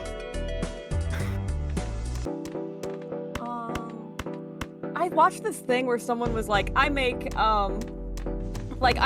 foods that like famous people reportedly liked, and so he made one for like Margaret Thatcher, and it was like mushroom custard, Ew. and it was the most vile thing I've ever seen. That sounds horrifying. I don't mind. I used to hate mushrooms. I don't mind them anymore, but like that sounds gross. It was like this weird congealed mushroom thing. It was horrifying to look at. It's like, Yeah, I was you expecting ate it to that. be congealed. Yeah, it's like when you make it, you think to yourself, I don't know what I expected. It's like like nothing should look like this. Viola Davis, I would go absolutely unhinged for her. I love her so much. Says Dizzy. Hell yeah. I kind of feel like the Mario movie was just the Mario Kart movie, just for the record. Yeah, they did feel spend a very lot of- similar. They did spend a lot of time in those cars. Not just a lot of time in I those have- cars. It's just the animation style just reminds me of that. I've still never seen the Mario movie. I'm not going to tell you to see it because I don't think it's worth it. I've seen the old one with John Leguizamo. Oh, I thought you were going to say the 80s one from the anime, but yeah, the Oh, John fuck. Leguizamo one, I actually like that one. There was one day where I just played that movie constantly on loop in my Discord because everyone said they hated it. That's fucking amazing. That would be me with fucking Batman and Robin. I hate that movie, but I love the other Batman movies, so I'm just tormenting people with that. Yeah, that. The Mario Chill. movie is Am one I of allowed those. to mention orgasms in magical chat? You can talk about anything in here. This is an 18+ stream. So is mine. So, yeah, Infinite you're allowed to Years. talk about whatever you want. I think by nature of who I am, it has to be 18+. There you go. Have you seen that clip of that dude saying, I won't eat a single morsel of food until Margaret Thatcher is dead and buried in the ground, and the other person says she died 3 weeks ago, and it's just a hard cut to him scarfing down a bucket of chicken? No, I haven't, but that sounds very funny. I love all those ones that are like gender neutral toilet, and it's like Margaret Thatcher's like any plaque dedicated to her. I wanted to. The Mario movie is completely fine movie if you were under the age of 10. Yeah. I think that the Sonic movie is a better kids movie. Yes. I would agree with that. Billion. Yeah, the Mario movie, it felt like it was more like, hey, remember this? Uh-huh. And then the animation quality was typical of Illumination, where they don't really have any keyframes and it's just blurry the entire time. Like, oh, they're moving so fast, I can't. Like, there's no real art behind this. Like, there was no passion. That's one of the things that upset me. You like, can't they're like, notice that we hey, underpay our workers. Yeah, and it's just like I'm not a fan. So I stand against it. I'm excited for the third Sonic movie. A lot of people We were are. I talking haven't about seen the that, second yeah. one yet.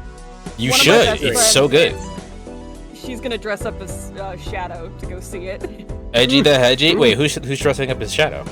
Grace. You. Grace is right. Grace Yeah, is gonna dress I up as would. Shadow to go see it. Although that wouldn't really, for me, that wouldn't really change much because I already dress in black and red. All I would really do is just dye the ends of my hair red. Yeah, Grace would. Grace would dress up as Edgy the Yeah. I Hedgy. feel like I would dress like an emo from 2004. Nothing wrong with that. Well, specifically to be Shadow, for the record. I was gonna say I was an emo in 2004, but no, I was 5 in 2004, so no. I didn't have You always had the darkness in you. You just didn't know I it. did. I was edgy. Are there any minions in the Mario movie? Because I don't want to watch any movies without minions in it. There are no minions, but Who there said are that? plenty of. Oh, you would never guess. There are plenty of. There are plenty of characters that are basically minion filler, just like you. Filler. Yeah. I mean, it is Illumination. I was -2 in 2004. Wheeze, you make me feel like an All old right. bog witch. I was actually really concerned that it was anybody but filler, and I was like, oh no, do I have to take this opinion seriously? People were legit pissed that the movie was made for Mario fans and that you had to be a Mario fan to get the movie. I did see that, yeah. But honestly, I like that they basically stole the 1980s plot for the movie. That's another funny thing. yeah. Makes you wonder how much Nintendo had to do with the 1980s movie to begin with. You on about the anime one? What was that you said? You on about the anime one? Where you say the 19? No, we're talking about the superior one with the guy who's based on Donald Trump. That was the 90s. Oh Yeah, yeah, there you like, go. the King Koopa looks like Donald Trump. He is Donald Trump. He's based on Donald Trump. Is he, like, legitimately? Yeah. Yes. Oh, yes. Can we see that pornographic Mario movie that Nintendo has the rights for? Let it out of the vault. Traditional Japanese heatable. You know, Jumbo, I was told that Kill la Kill would be a good anime for me to watch, and I believe that. Kill la Kill Shadows is canonically the Shadow the Hedgehog's favorite anime. Now I know. Yeah, no, so there as well. there were a lot of the Sonic voice actors have like a Twitter takeover where they read a bunch of people's comments, and someone asked Shadow what his favorite anime was, and it was Kill la Kill. That's disconcerting. Well, she's black and red and uses scissors. That's fair. I was more thinking, I'm like, that's the teenager booby anime. And now you know. Also, Tails apparently canonically smells like mints, Nice. Now we and, know. and Shadow smells like lavender. I'm drinking lavender tea literally right now. It's good. It's good. I I like knew there was a lavender. reason Shadow was my second favorite. Who's the first favorite, Amy? Knuckles. Oh, duh. I could have guessed that. I fucking love Knuckles. Don't That's my fuckles boy. with Knuckles. When Nintendo's dying like 500 years later, as most of the world is a wasteland, Nintendo's gonna make one final announcement, and they're gonna be releasing that porn Mario movie just for the last few cents. All right, we Neither are now is going to okay. be rating into Probably Magical because I finished my last game. So I will still be in call. For Hornio Bros. I will still be in the call. I'll be talking with everybody after I make Don't food. forget to make food for yourself. Yeah, I was gonna say. Because I know so many people with underscore in their name, every time I type Probably Magical's name, I try to type Probably underscore Magical. Yep, no, I don't got one. Yeah, no, you do not have one. All right, that That's will why your be. name is full. Probably magical. I will be back in a bit. For anybody watching the VOD of this on YouTube, I will be back tomorrow. Probably playing. I will either be playing more Digital Devil Saga, or there's a possibility that I'll just watch Adventure Time. It depends on how much pain I am in and how much I've slept. So I will see everybody tomorrow, and for everybody in the other streams, I'll see you in 2 seconds. Goodbye. Bye. Also, most